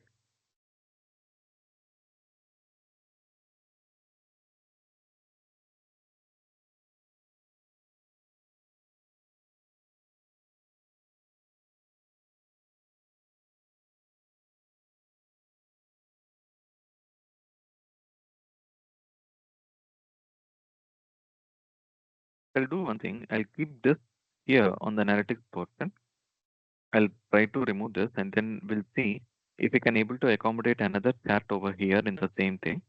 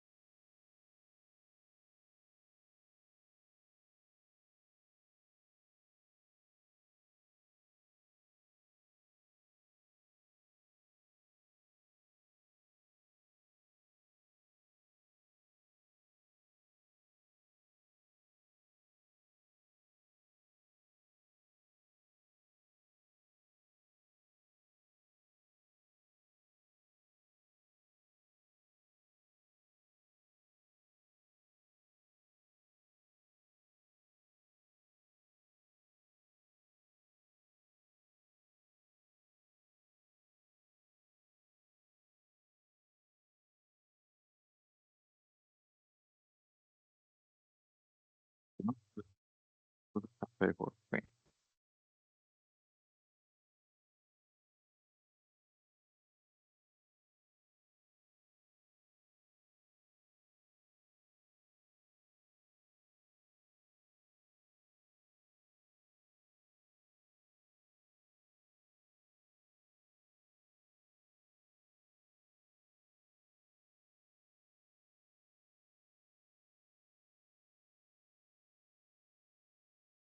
So this portion, okay, what we have done on the stake bar chart, stake column chart.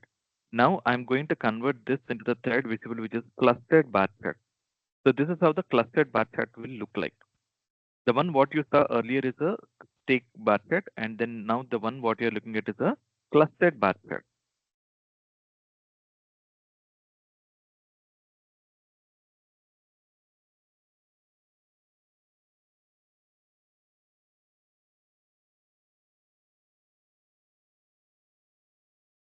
And similarly, I'm copying and pasting the same thing over here.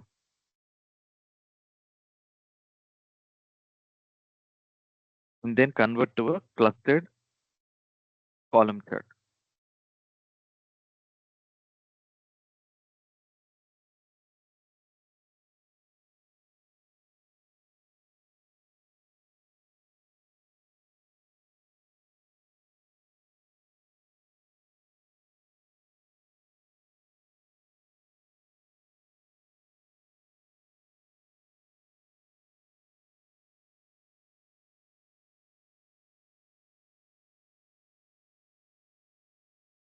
To the clustered bar chart and then clustered column chart, you will see multiple analytics over here. Okay, these are multiple analytics.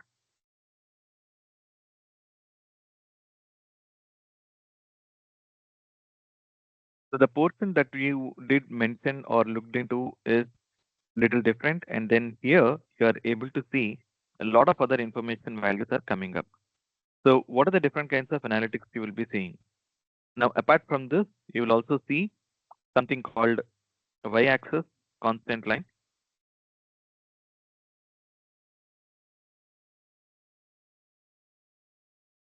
percentile line,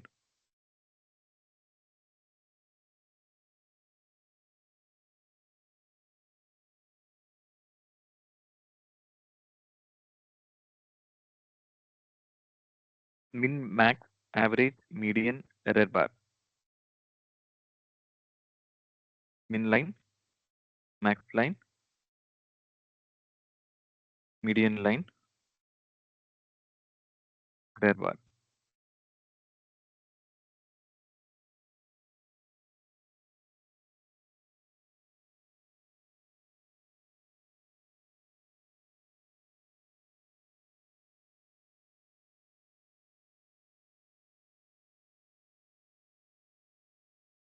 So these are the different kinds of analytics will be there. So as said, like how the constant line is there, okay? How the constant line, you will be able to see the same thing for this particular portion. Okay, y-axis constant line. Let me remove it. It should not appear.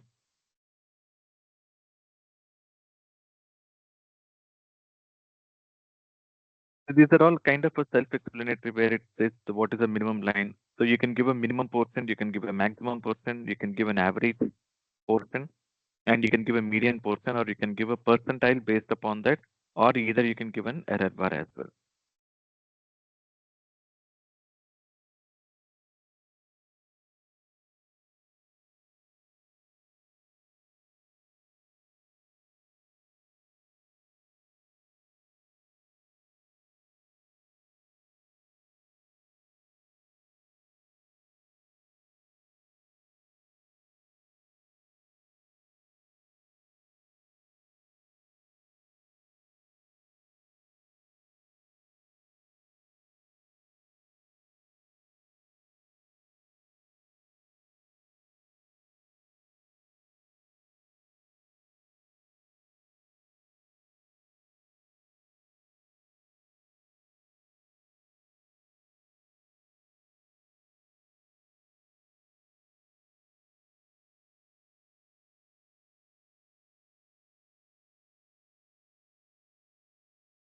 With the touch base anything on the 100% ticked or 100% column, because they are one and the same. So they will be looking very similar to this um, visuals only.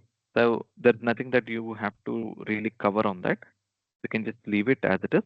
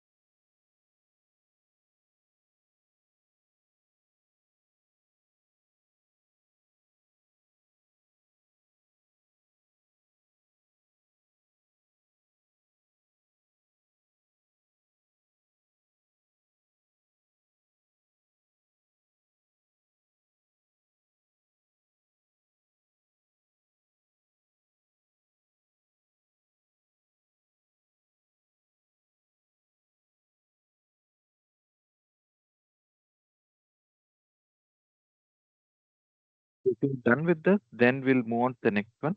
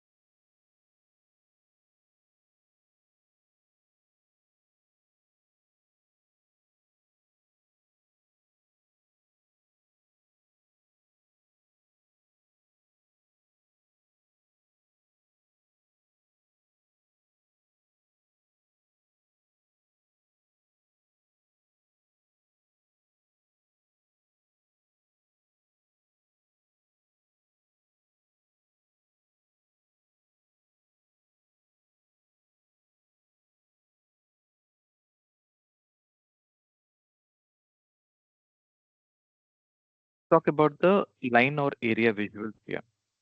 Okay. So in this case, I'm just going to expand this a little bit. And what I'm doing is the same visual which I have copied. I made a duplicate page of the bar visual and created this as line or area visual. I removed the other two visuals and then just retained only 2%. Now I'm doing to simply convert this into the line chart. I'm going to convert this into the line chart very simply.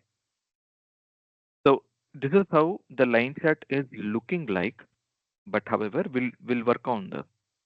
Why am I doing this methodology is to ensure that we are doing a simple proper portion. So I'm removing the rating because so that it is confusing more. I'll just keep this as a portion here, which says for each one of the region, what is the USD value.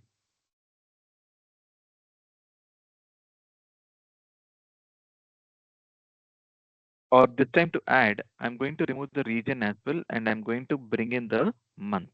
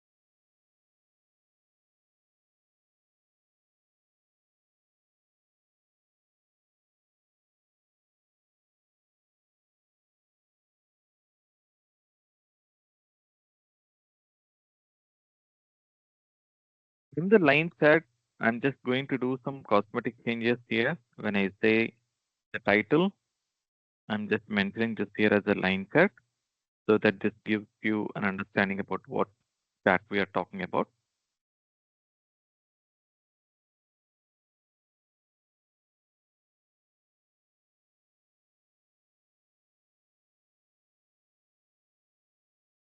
On the visual side, where you can see the representation is given in a better portion.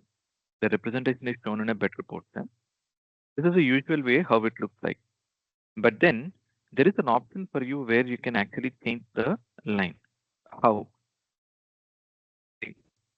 When I click on the lines over here, under the visual portion, click on the line. There is an option where you can see, you can mention this as smooth, which is interpolation type. This is called interpolation type. When I click on the smooth, this comes like a sine wave. This comes like a sine wave.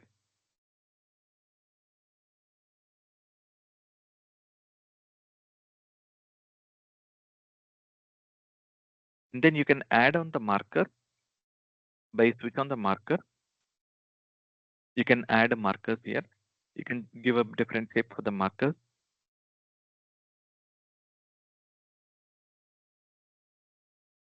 And if you wish to change the color of this, you can change the color.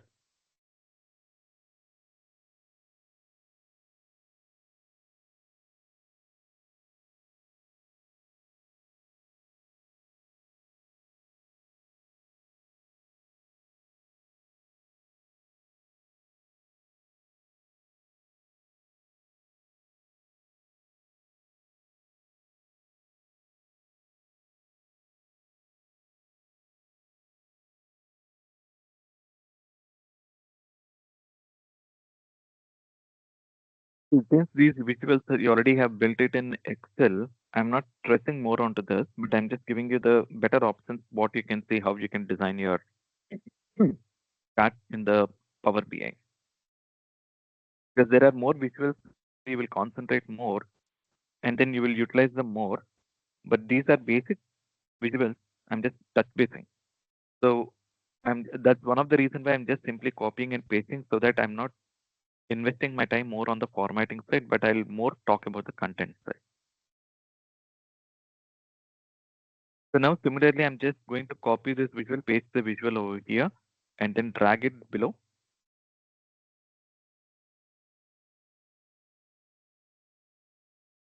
And I will rename this to area chart.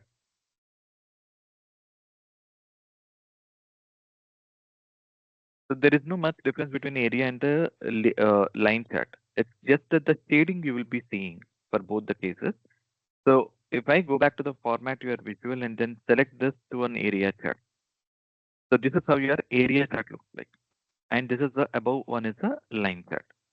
In both the cases, I usually love both the charts because one gives a simple way, another one gives a kind of a filled in way. But yes, you can take a call according to your business justification, like which is better.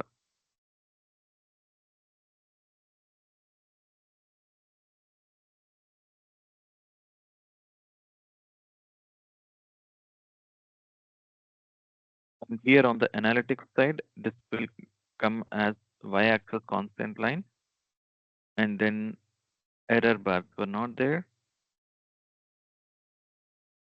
So this is only these are the only analytics which are being offered for both the line and area chart.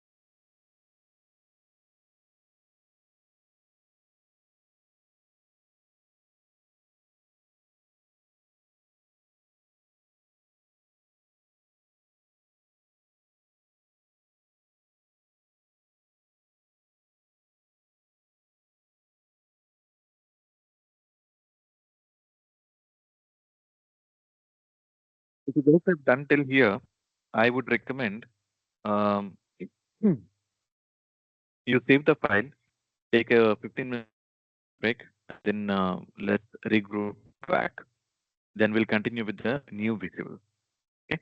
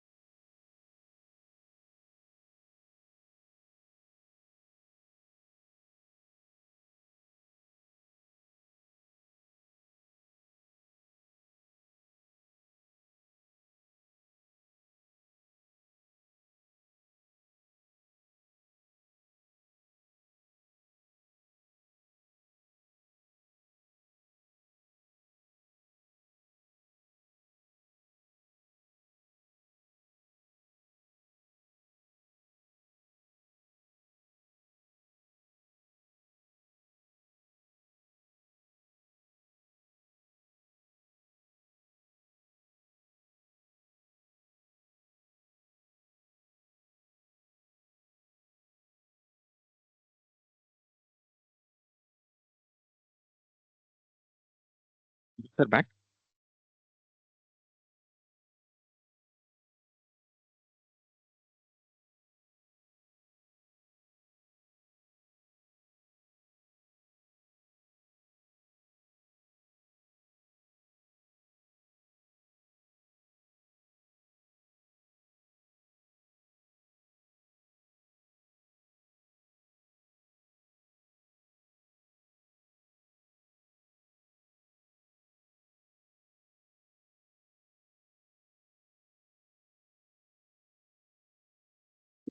Let's continue with the next portion.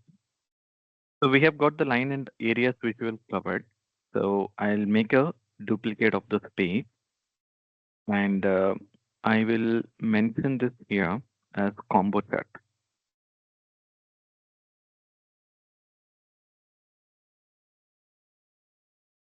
And I'm gonna remove one set of chart here, and I'll keep one portion.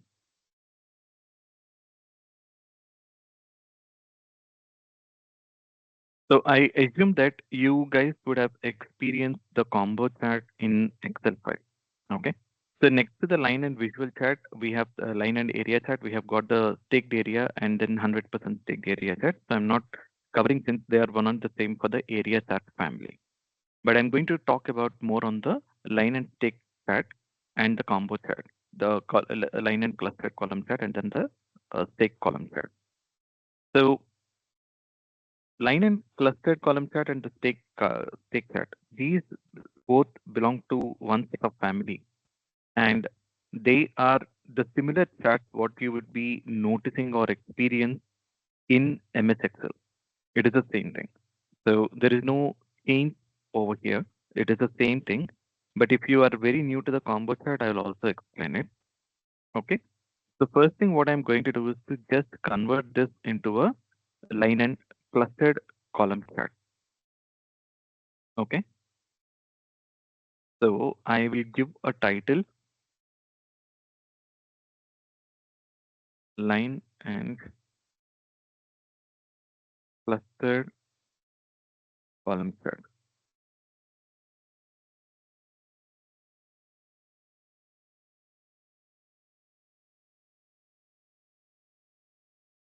What is so special about this line and clustered column chart?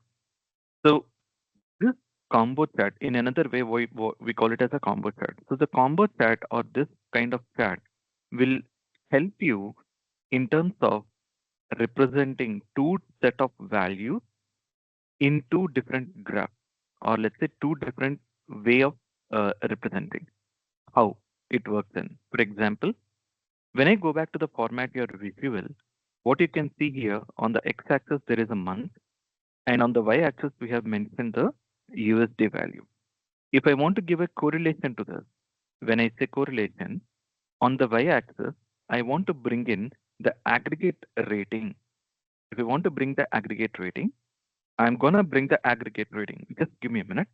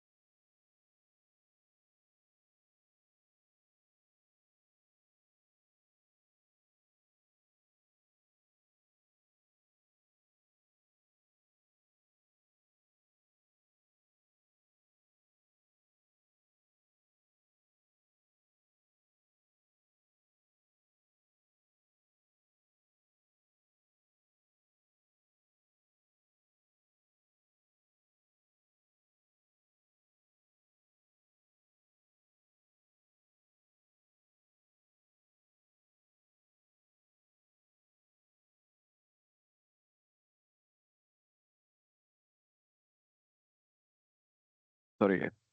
So yes, um, what we have done is we just brought in the rating value onto the representation. So this rating here will act as the correlation between the values that we are showing. So which means in an ideal scenario, what we are trying to say here is for each one of the months, right? What is the total amount or what is the average value and what is the average rating which has been given. So this is how you can show in a clustered line and clustered column chart. And there will not be any kind of analytics offering here apart from the error bar, but you can just ignore the error bar.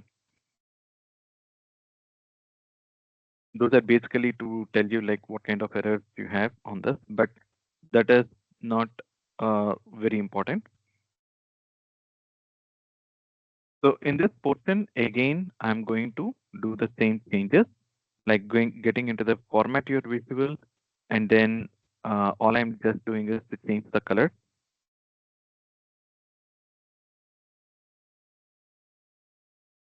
With everything, I'll keep it the same.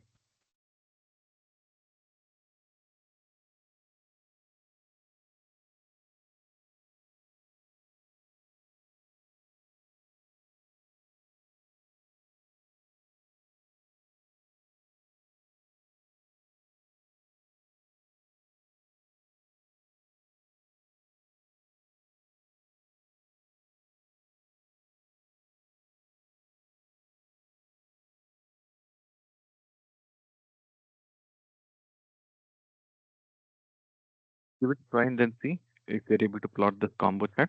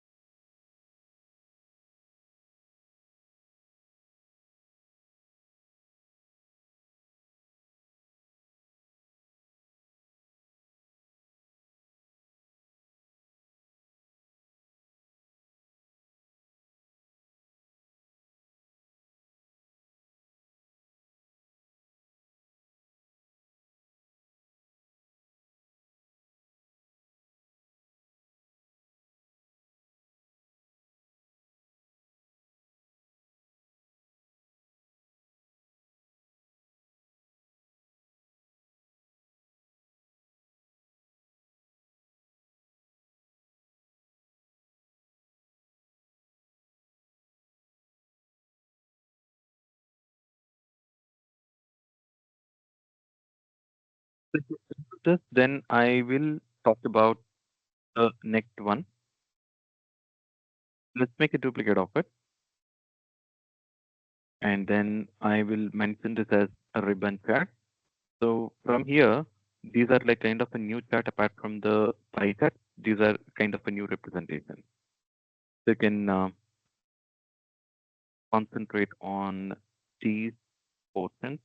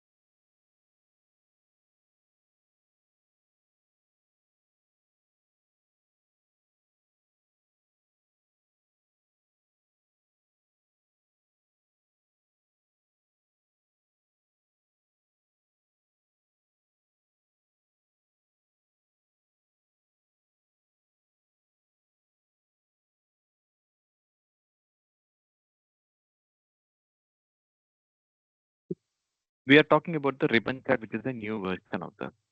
Okay. So I'm selecting this chart here and then quickly convert this into a ribbon chart. and I'll explain how you will actually have to read the ribbon chart. This is not the right portion, or this is not the right way that it is clearly representing. I'm going to explain this in a simple way, how the ribbon chart will actually look like and what exactly the ribbon charts are. The first thing, let's go back to the format build your visual. Under the visual, the x-axis remains the same, which is we are talking about the month. On the y-axis, we have got two different portions. One is the USD rating, one is the rating. I'm going to remove the USD value. I'm just going to retain the USD value and I'll keep it here. Okay. What is so important for the ribbon chart? X-axis, y-axis, these two are important. Apart from this, what else is important? Legends are important. If you are not plotting the legend in the ribbon chart, then you will not get a correct representation of the ribbon chart. This is how it looks like, which you will feel like, what is this kind of representation? But when I add a legend over here, then you will get to know the real scenario or the story of a ribbon chart. So what I have to add in the legend? You are bifurcating or you are analyzing the USD value, the average USD value across the month. Besides across the month, you should also analyze according to any other value. So what could be that value? For instance, I'm going to bring in quarter so that, since we have each month or each quarter, how how the data varies. So I'm bringing the quarter slowly and dragging onto the legend field. Okay. So I'm bringing, okay. Even the quarter is fine. Let's do one thing. I'll remove the month here. I'll add country. We have more countries. Let's bring region.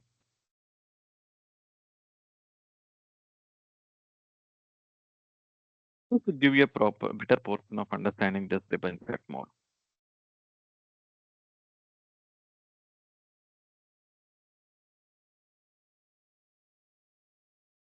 Okay. So each one of the region, what we are analyzing is the average rating, or let's say average USD value, or even if you think this is fine, but still not that much great, let's bring in the average aggregate rating. I'll bring in the aggregate rating. Okay. So aggregate rating is been analyzed by region and then for each quarter. How does it look like? So let's get into the statistics. These ribbons here represent one particular color. For example, in this case,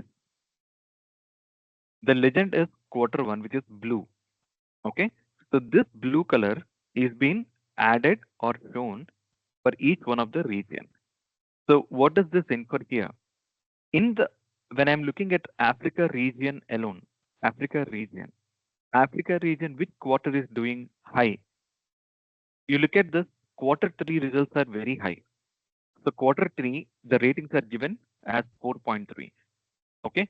And then Africa quarter two, and then quarter four, quarter one. So Q1, Q4, Q2, and then Q3. This is how it is standing. Okay. Now the same quarter three, if I'm looking at another region, it is actually doing at the third position for the Asia. It is the last rated quarter for Europe region. For NAM, it is the top rating.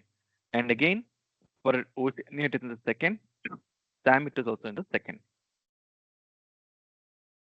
So basically, these new representations, what you are looking out here is to understand how you have to read your data.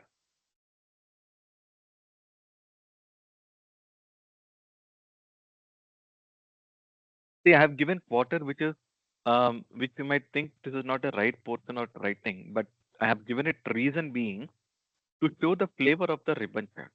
But in reality, if you actually want to use a ribbon chart and give the best statistics, so what could be the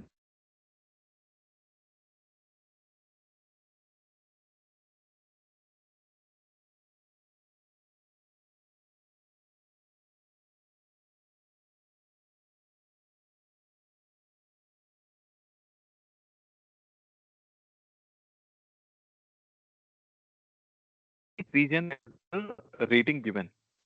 Okay, so we are bifurcating it by quarter, each one of the quarter. If that is not the case, if you want to analyze something else in a better way for you to understand more, what are the other options we have?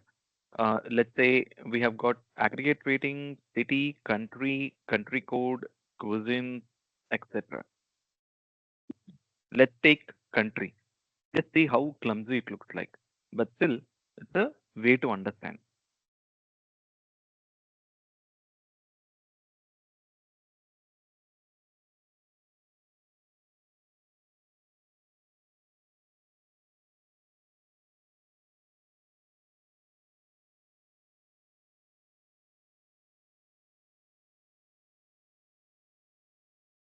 Okay, since we have more and the space is not sufficient, it is not showing. I know this is what will happen when I'm adding more value. Let me try bringing anything else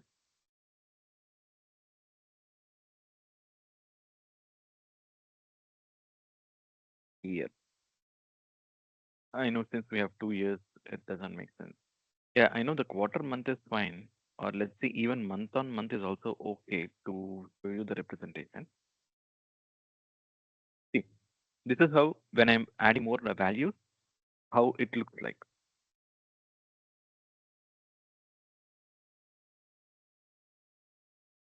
But then I'm just showing you all this as an example, just to give you a better and proper understanding of how it looks like. I'm just adding these information so that you are aware of. Okay. So how you read it is in the month of in the Africa region, Q3 is standing top. In Asia region, 2.6 with the quarter two is standing top. For Europe, quarter quarter one is doing good. And again in NAM, quarter three is good. Oceania, quarter four is good. SAM, quarter one is good. The same quarter when you are representing it is showing in a different portions like how it is standing in across all the different regions. This is what about the ribbon chart is about. And there will not be any kind of analytics for the ribbon chart. Oh, they have added a constant line. This is a new one. Okay.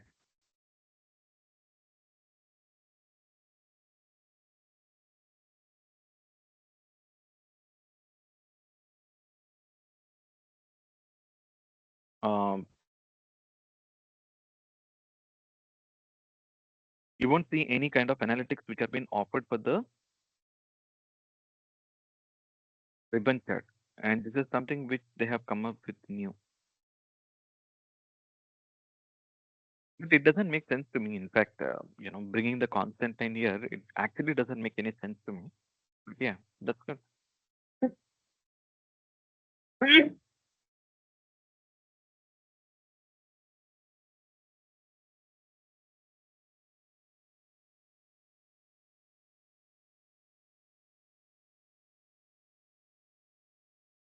We will continue the same representation in different views to make sure how you can understand or read the data. But this is what is on the ribbon chart. I hope everyone are able to follow and then you guys were able to understand what the ribbon chart looks like and what is the flavor of the ribbon chart.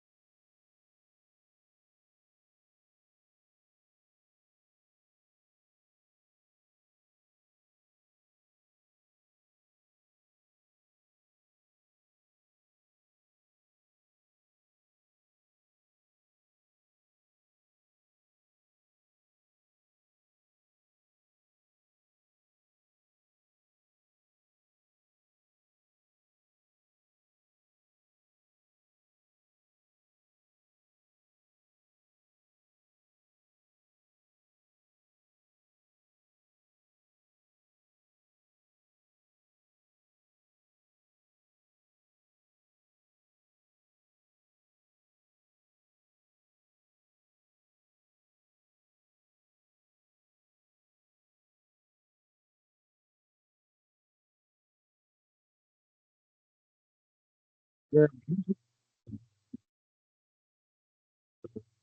This time, we'll talk about the waterfall chart.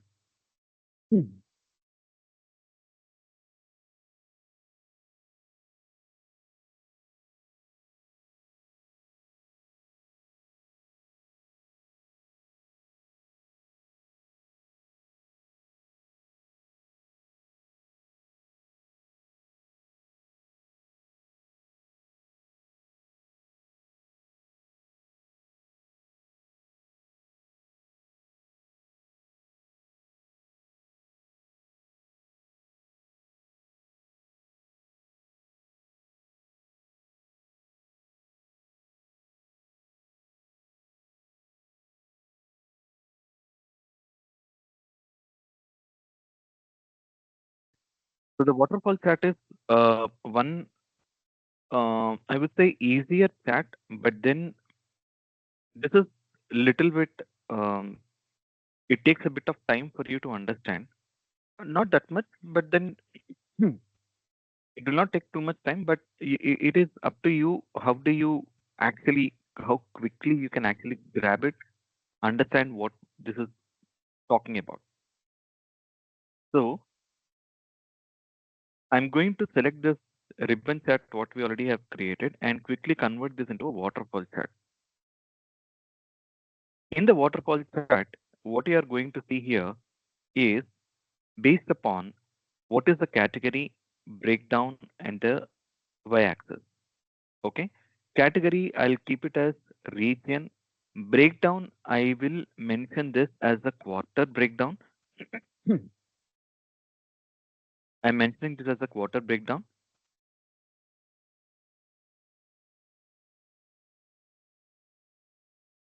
Then in y-axis you are actually looking at the rating. Okay, you're actually looking at the rating part.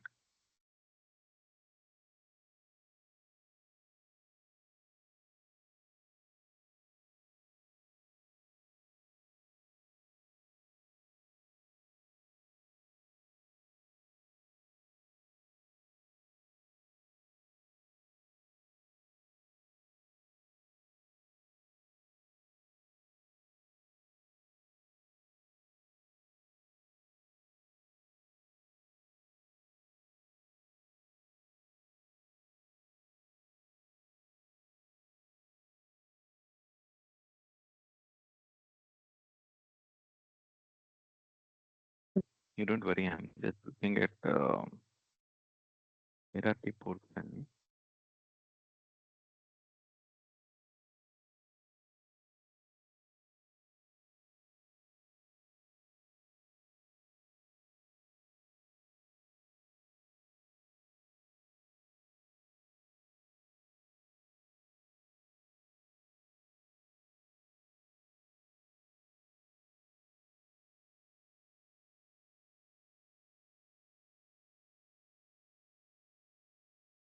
Hmm.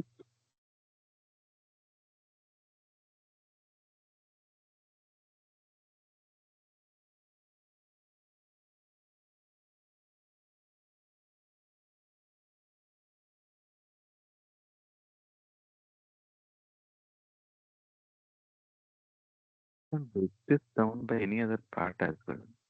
For you to show in a better way. Let me see this.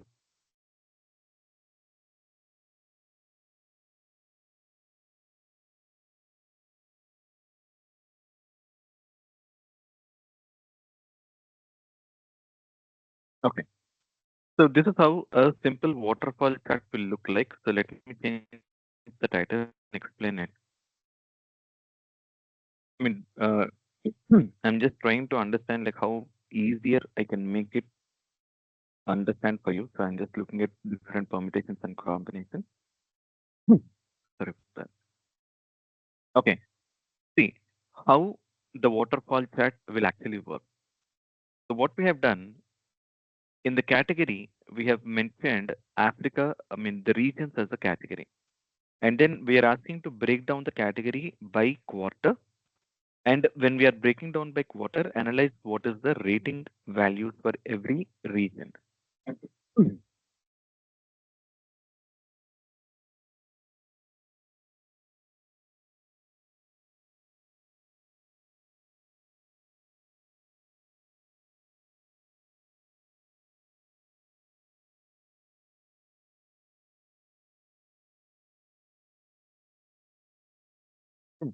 So let me talk about this. These blue color lines here, these blue color lines here, these represent the region. Okay, the blue color portion represents the total region. So what is this total region meaning? What is the aggregate rating of Africa? 4.2. What is Asia? 2.6. Europe 4.1. NAM 4.0. If you want to understand this, again go back and then see where you can identify these. I think in one of the visuals we have plotted the same. Now you can see here, these are the aggregate ratings. Okay, these are the aggregate ratings for each one of the quarter. Of course, this is a single digit it is showing, but yes, you can see when I hover the mouse, you can see it is 4.09 and 4.04 and 4.22, and then this is 2.56. So the same you are going to see here. Okay. Now, this is the total portion that we are talking about. And then in between those portions, what is it kind of bars which are shown in a different color? There are only three different portions. One is either increase, one is a decrease, and the other one is the others. I'll tell you what others is as well. Luckily, you don't have any others here, but still I'll let you know what others mean. So there is an increment, decrement, and other. So between Africa and Asia, if I want to see how the statistics are by breaking down the quarter-wise results, how are we doing?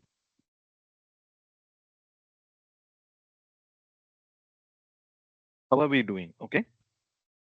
So in this, when I'm looking at Africa, okay, the total Africa region average rating is 4.2 and the Asia region is 2.6.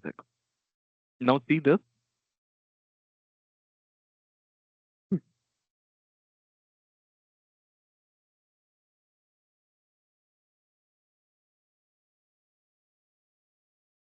This is 4.6 and one is 2.6. Okay. The difference between these two. So the difference between these two. Okay. Now,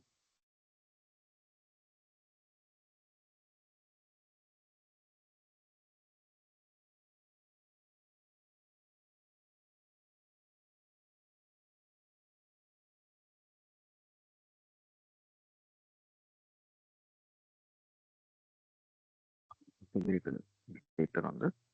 So if I'm looking at these two, the difference is 2, which means in between one region to another region, there is a decrement overall. Okay. There is a decrement. Now looking at the statistics, this decrement, how they are going to analyze the decrement between the Africa and Asia is quarter 4. Taking up simply the quarter 4 results, what made the decrement between Africa to Asia and between these two regions, what made the downfall? That is what you are analyzing. The downfall impact had happened on the Q4.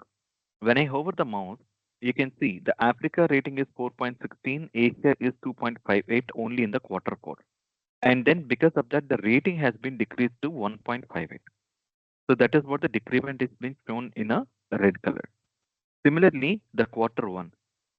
Africa quarter 1 result is 4.14, Asia quarter 1 result is 2.50. So the decrement had happened to minus 1.64. Similarly, the Q2, similarly the Q3. Since there is a decrement had happened everywhere, it impacted the whole region from Africa to Asia. There is a decrement. Don't worry. This is a what are we doing a better comparison? I would say yes. I would say no. This is just as an example we have brought in. But in your realistic scenario of your report, you can take your own call, looking at different components to analyze and then make sense and then see what makes sense. This is just to give you a flavor of how the chart looks like and how does it actually calculate things. So this is what the comparison between the Africa to Asia. Comparing from Asia to Europe, it is again increased to 2.6 to 4.1. Okay, which means there is an increment of almost 1.5.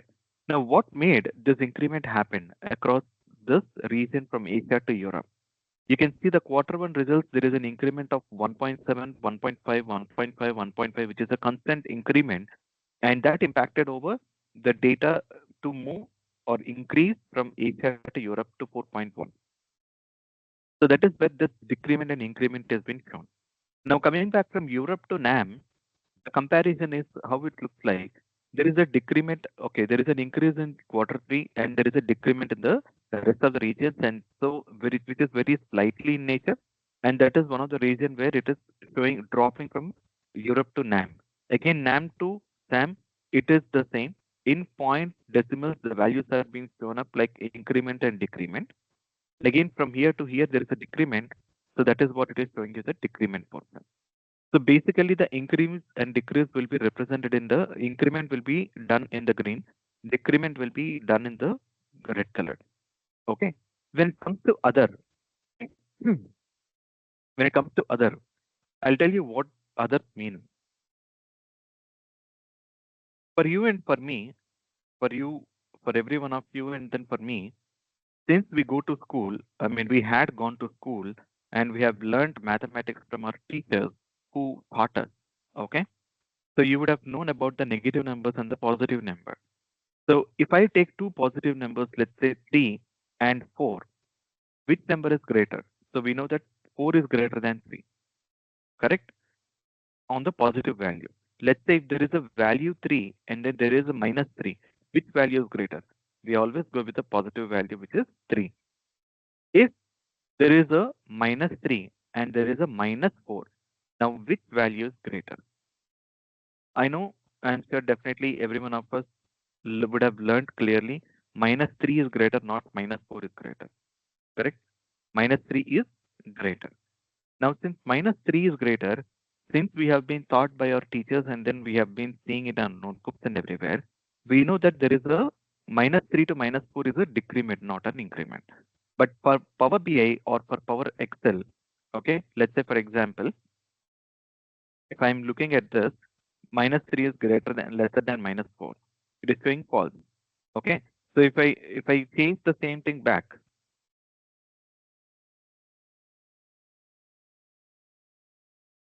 greater. Okay. So it is showing true.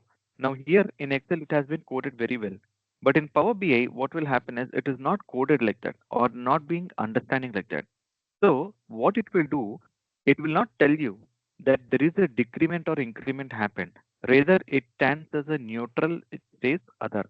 So that is the reason why whenever you see any kind of other color, do remember that there are two negative values which have been actually being calculated. It's not that the same value, it is the same, I mean, the same sign of values have been actually looking over there.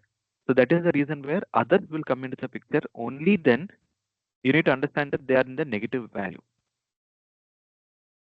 Okay. Otherwise around you will see the waterfall chart with the red and green, which is increment or decrement. But this is how you need to look at the waterfall chart, or you need to understand the waterfall chart. And I again strongly believe there shouldn't be any kind of analytics, but these are something like very new. Even I am seeing right now because this is the latest version. Uh, in the latest version, I could see that the constant lines have been added, which doesn't make sense to me, but still yes, they are being added. Let's keep it like that. Okay.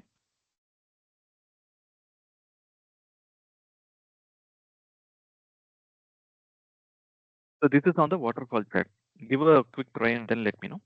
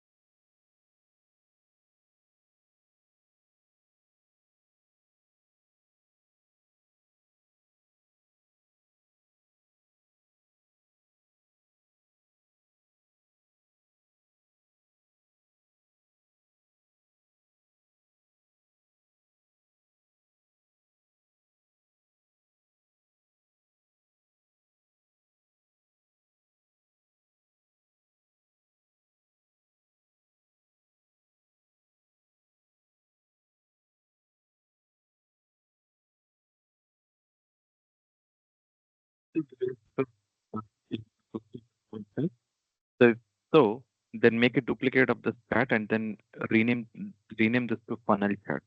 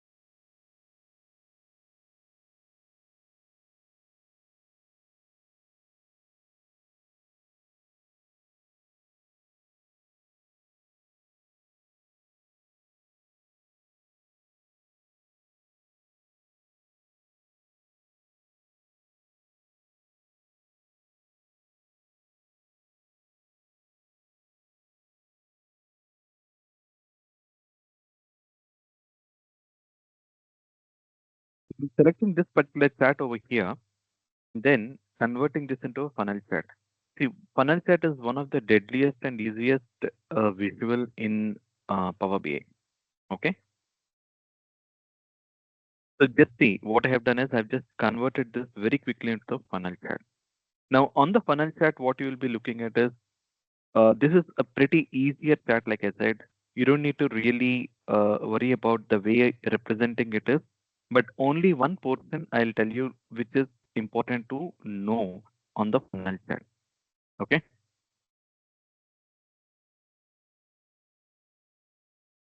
So since I quickly converted into a funnel chat, and when I go back to the build your visual, what you would be seeing is this is by region and by country, sorry, by region, and then there is a quarter, and it is showing up the value. Now this is the only thing it will have. It is having a pretty simple hierarchy structure. One is category, one is value. Now in the values category, right now how it is representing. If you look at this on the Africa portion, okay, so these are jumbled in nature right now. Africa, Asia, Europe, these are in an alphabetical order. This is in an alphabetical order. But then this is not exactly the nature of a funnel chart should look like.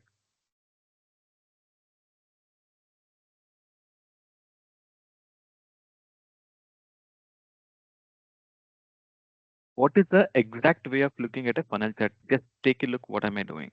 Since these are plotted in the alphabetical values, Africa, Asia, Europe, everything is coming up in an alphabetical order. What am I going to do is I'm going to change this into a proper funnel chart.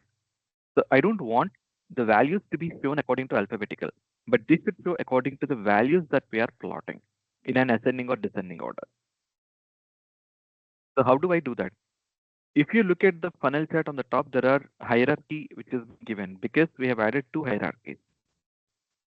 And then next to that, there is a three dot option which is called more options. So when I click on the more option, there is an option here to call sort access. So I'm going to sort the access by rating. So the moment once I select the rating, what is happening now, you can see the values have been plotted according to the rating, but not according to the alphabetical order. It just simply changed. So the top level, top value is standing on the top, and then the bottom portion is standing on the bottom, which is good. The next part of it, apart from this, what else you will have to understand in the funnel chart? In the funnel chart, what you will also witness is the top value, which is 4.22, is considered to be the 100% value. It's not just only this. In this place, you take anything, either you take USD value or you take whatever be the value you are taking, the highest value will be considered as a 100% and give you a comparison from the 100%. Where is it exactly dropping down? It is to 2.56, which means whatever the percentage it is dropping out, it is showing you as 60.7. So 2.56 carries 60.7% of portion in within 100%. That is what this means. So it is dropping from 100% to 60.7%. So there is a deficiency of 39.3%. It is dropping from top to bottom. This is what it shows. And yes, of course, you can change the colors of it. If I keep this colors like red in color, this is how it will show the red color change. Now, since we have a hierarchy, so like how you have done on your very first visual, which is the map visual, if you remember that we have switched on the drill down option here. Okay, we switched on the drill down option here. Similarly, you can also use the same way. You can switch on the drill down button here. Moment once you switch on the drill down button, what will happen? When I click on Africa, this will give me the data again for each one of the quarter and then show what exactly are the statistics.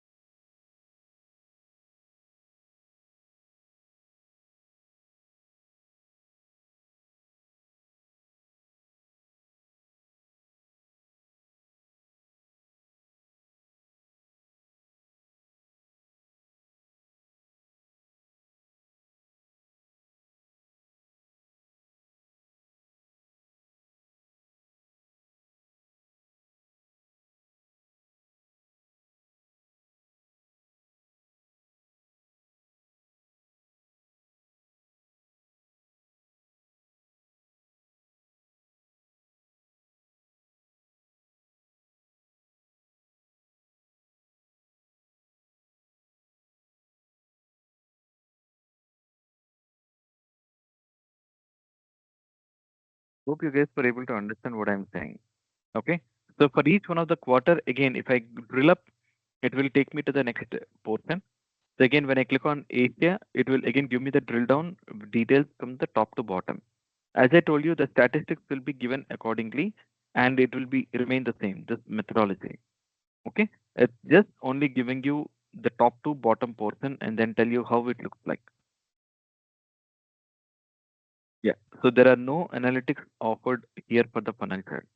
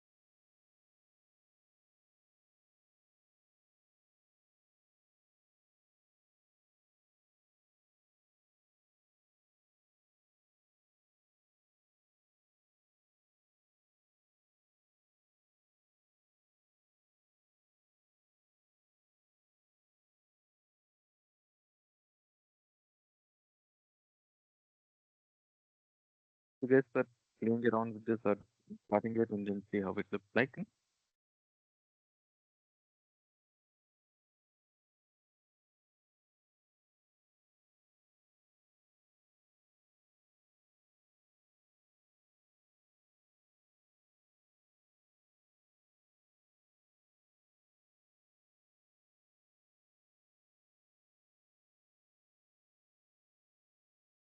So guys are good on this. Then we'll move on to the next one. I'll make a duplicate of it. And this time I'm just going to mention this as pie family or pie chart.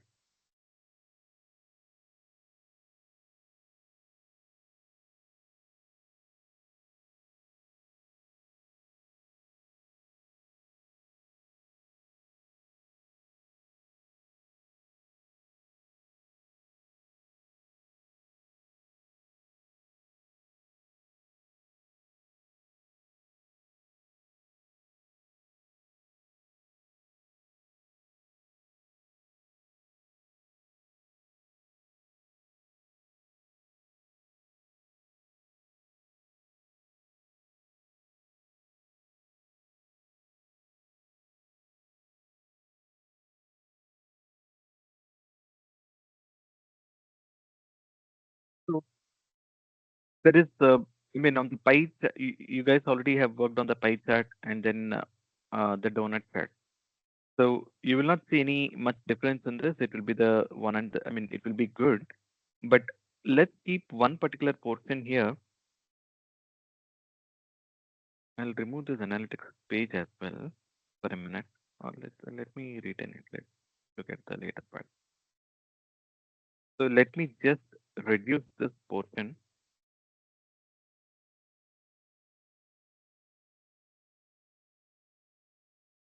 Let's see how it looks like.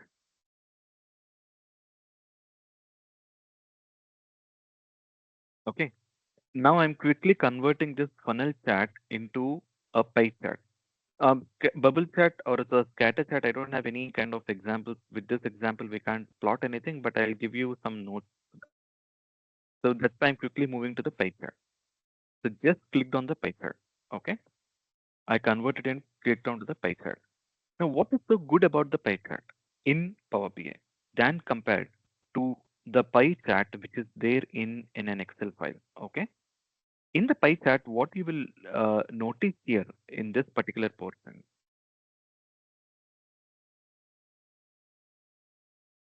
like in pie chart in Excel, you would have struggled in arranging the values and keep the ladder lines and then ensure that it is fitting properly.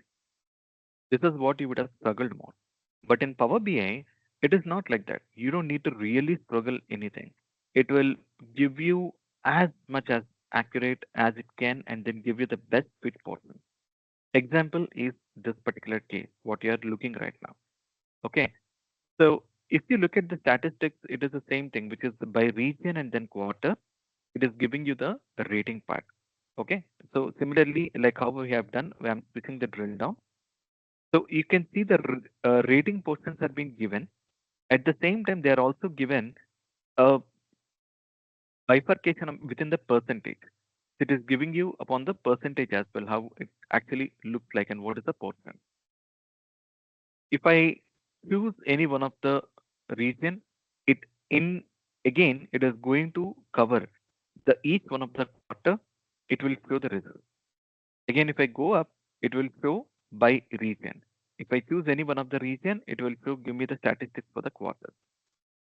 So this is how beautifully the pie chart is actually created.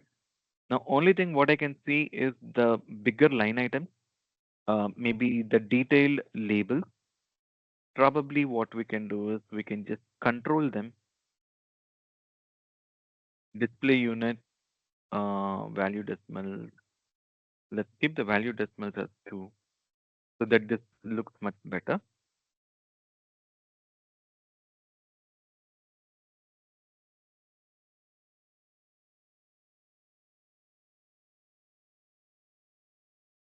Okay, this is how the pie chart looks like. So let me change the title to pie chart.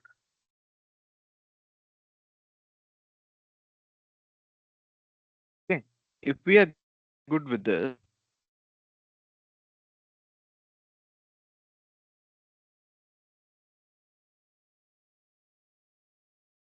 make a copy of this and then paste it and then put it to the next to this, and I will mention this portion here as donut chart.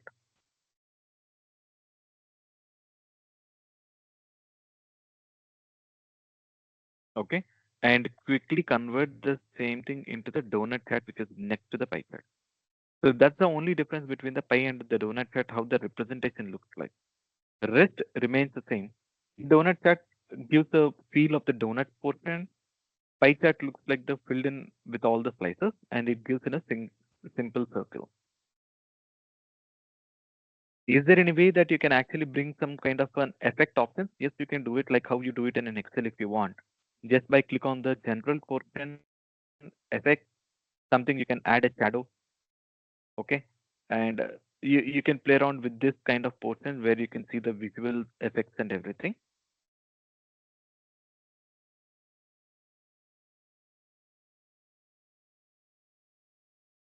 And of course, yes, there will not be any kind of analytics offered for this portion. So we are good with this.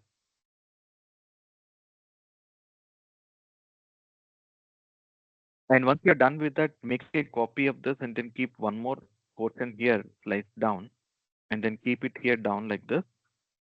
Let's play around with this one, which I'll show you what this particular option is about.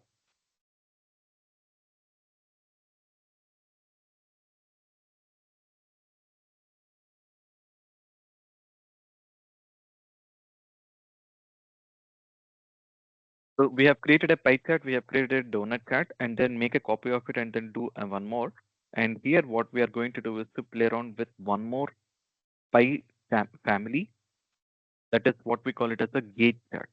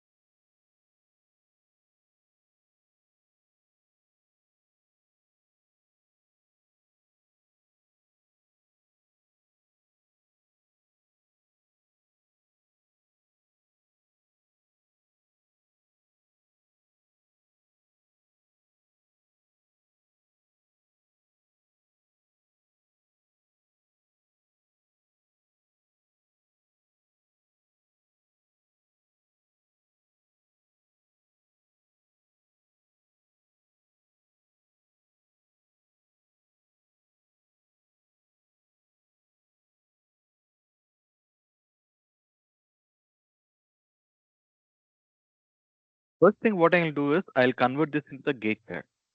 That is just below the pie chart, we have the gauge chart. So I'm just quickly converting. After I convert the values, the first thing what you will be looking at is there is only one particular portion which is value filled in, which is overall, which is absolutely okay. But then there are few more values that needs to be filled in. Unlike the other charts like pie chart and donut, gauge chart is not built in like that. Gauge chart have different components that you need to add. So do remember, whenever you want to use a gauge chart in your Power BI report, do remember very carefully that you will have to have four extra fields. One is minimum value, maximum value, and there should be a target value. I believe that this gauge, I believe you understand this way. The gauge chart is a kind of a representation like a speedometer on your, um, bike or car. It's a speedometer. So what will happen in the speedometer? You will see what is your current speed, what is the minimum speed, what is the maximum speed limit, and there is one more target value. The target value is nothing but your maybe threshold value. That's what we call it as in the speedometer. But then here in the gauge chart, we call it as a target value. So if you want to use a gauge chart in your report, remember you need to have minimum, maximum, target, and real value. Okay, the actual value. Four components you need to use. Since we don't have the four components separately, what I'm going to do is to use the same value again and again and ensure that we're representing it here. See, instead of using a minimum M rating, instead of using the measure rating, I'll take the aggregate rating value, I'll keep it here, and I'll say it as minimum. I'm using only one field value, which is aggregate rating, and then changing the statistics. So this is maximum. The target value, how do I adjust the target value here is, I'll pick up this portion and then I will change this to median. So this is what the median I shown up.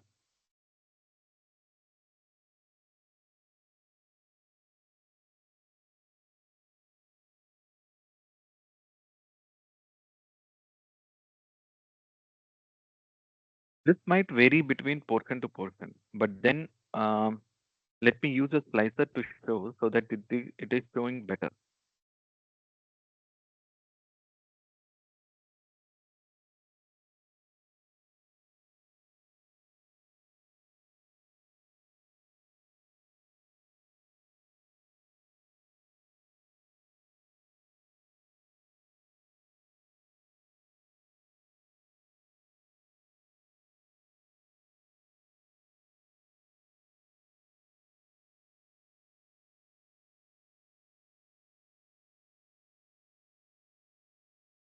Now, if I click on Asia, you will see all the charts have been changing.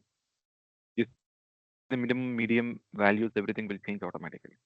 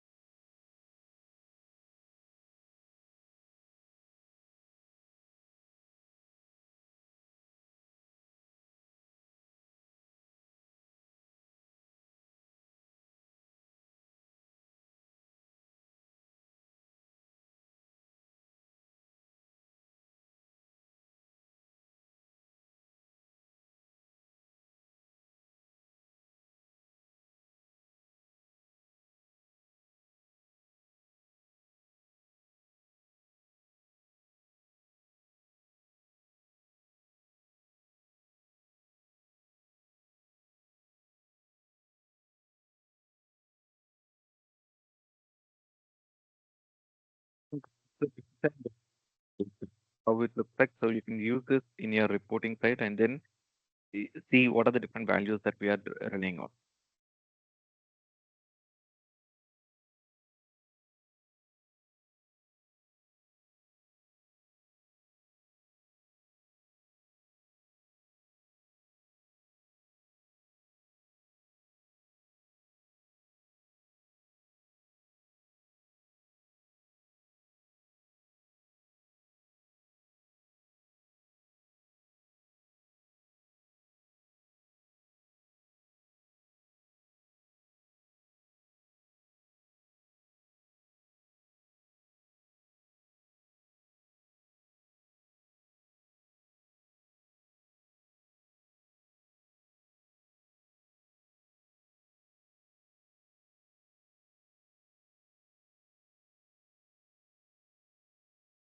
With this, then I would say pick up the funnel chart and make a duplicate of the funnel chart and then rename this to tree mapping.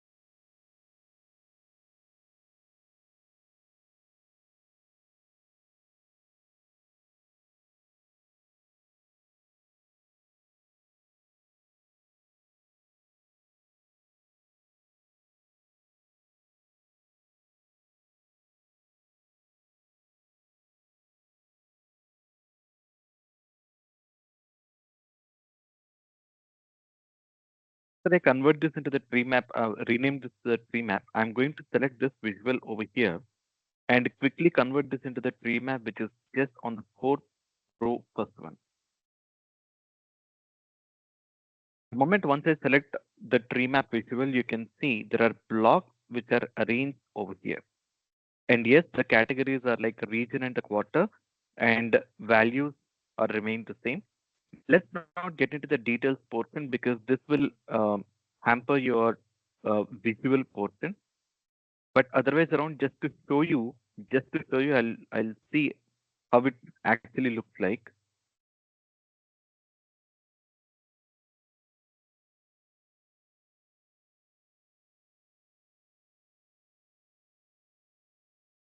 See, this is how it looks like. Okay, completely how it looks like. But I still strongly believe that since this is like very lesser portion of the data, this is fine. But then sometimes it will really hamper your data. Okay. For example, if I look into one particular portion, this is how it shows. But then I would like to keep it pretty simple.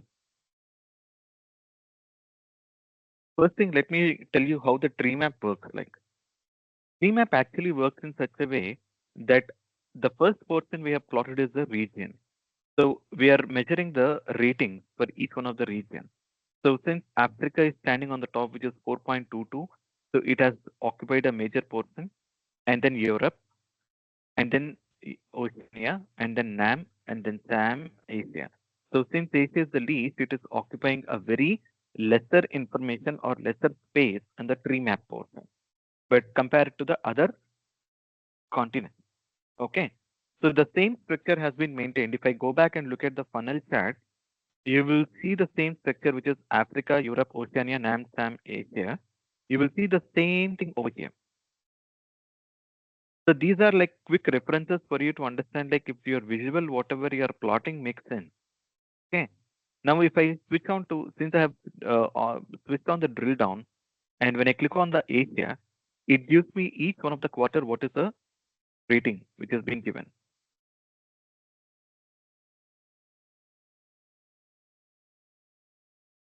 Of course, yes, there will be only four particular portion.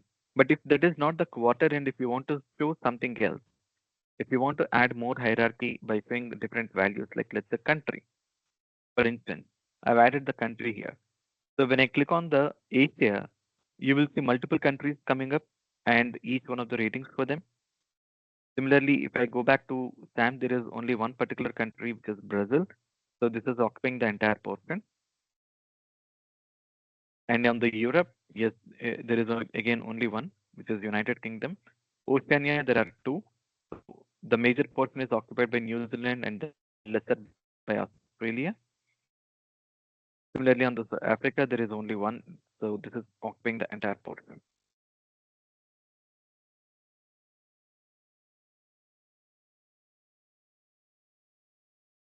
You can add more details to that. Absolutely no problem at all. Like I would suggest you can add more on the category side rather on the detail side so that it looks much better. So let's say, for example, if I switch on to the city part, just like the map visual, but this is a tree map. So when I click on the SAM and again when I click on the Brazil, you will see the bifurcation for each one of the city. This way, if I look at Asia, it will be more, especially in India region.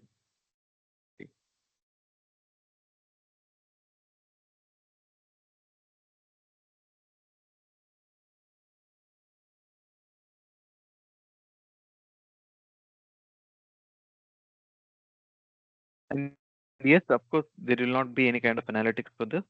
So yes,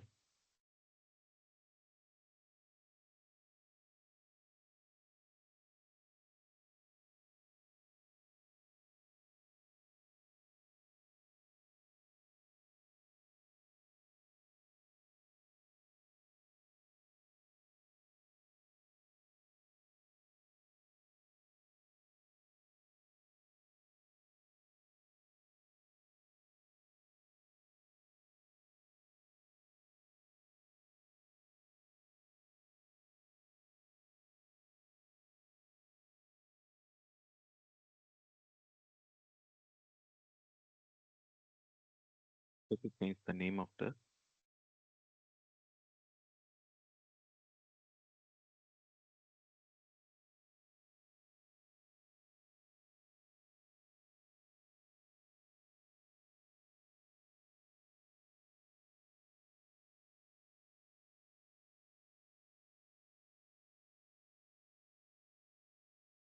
So we are good with this. Again, let's make a duplicate of it, and then here we'll just mention this as the KPI visual.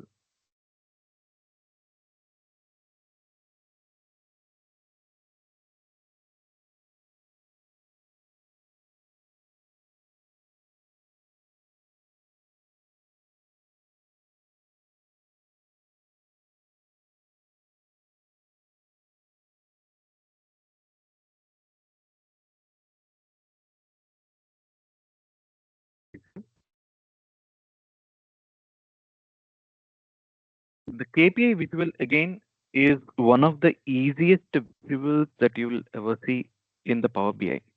Like funnel chart, KPI, decomposition tree, these are the three deadliest, easier visuals to understand.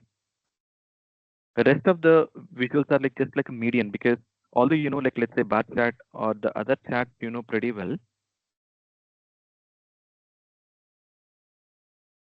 Although you know the other charts pretty well, those are medium in nature because you will add more information and then you are new to the Power BI part portion of it.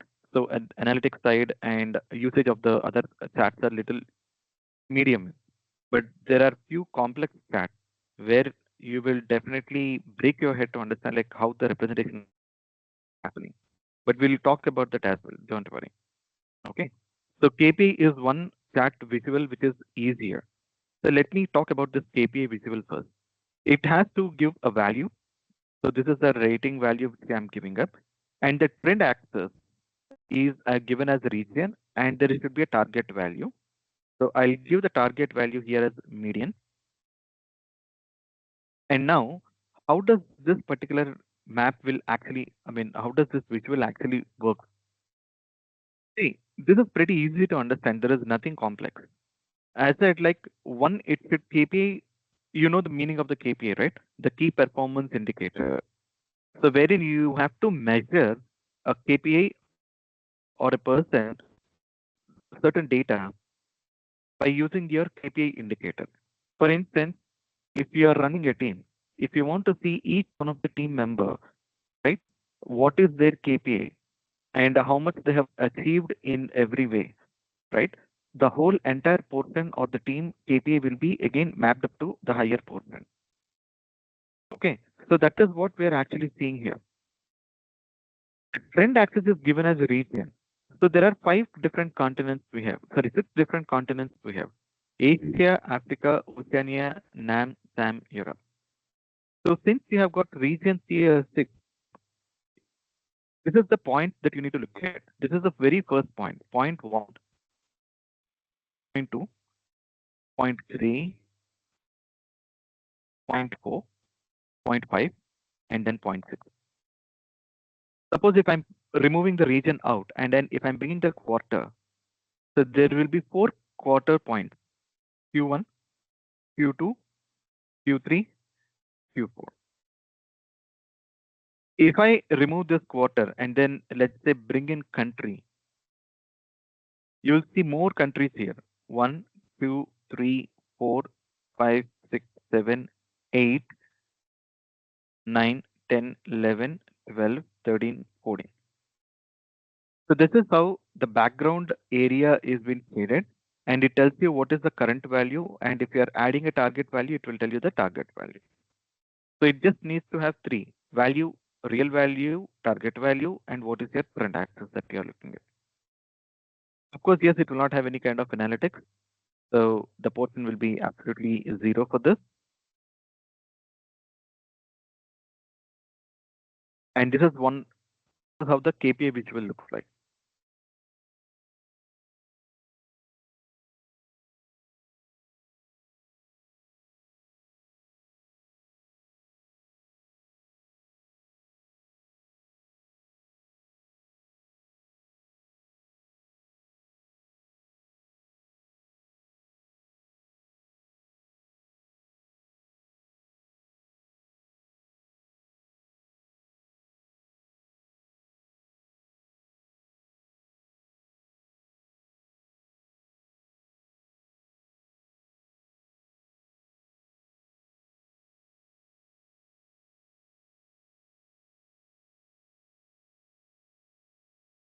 So if you have done with this, then I would say save the file first.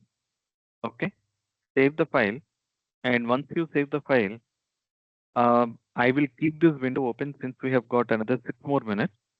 Okay, I'll keep this window open for now. You guys have any questions? Because I could see almost for 1.5 hours, no one is talking anything. So I'm still assuming that you guys are following, but still, yes, you guys have any questions? Now, this is the time where you can ask me the questions that I can able to give you an answer. Because I keep trying to checking with you that you guys were able to follow or not, but you guys keep silent.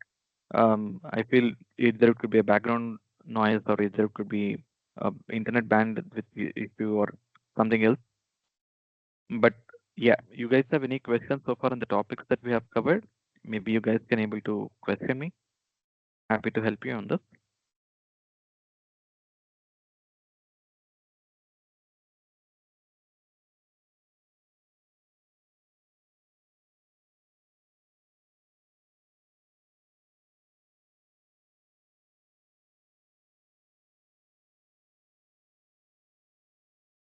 It looks okay. When we try this on another day, if we have some questions in the next session, I will be able to get it clarify those things. The next session will be the last session for us. So the last session, I'm going to cover up the topics more on Q&A visual, decomposition tree, KPI influencer. And apart from these three visuals, I'll be walking through a few of the options like bookmarks, page navigation, and how do you host your data? How do you actually see the data? Where you can see the data? All these things will be covered on the next day.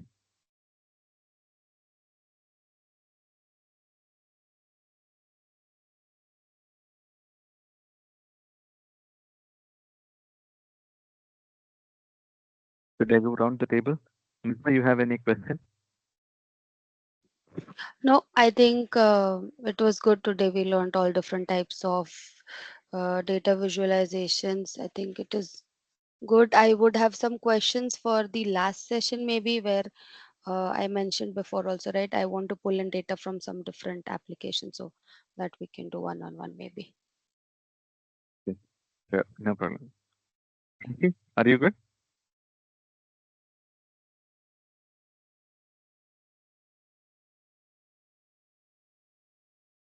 Okay. Sachin answered.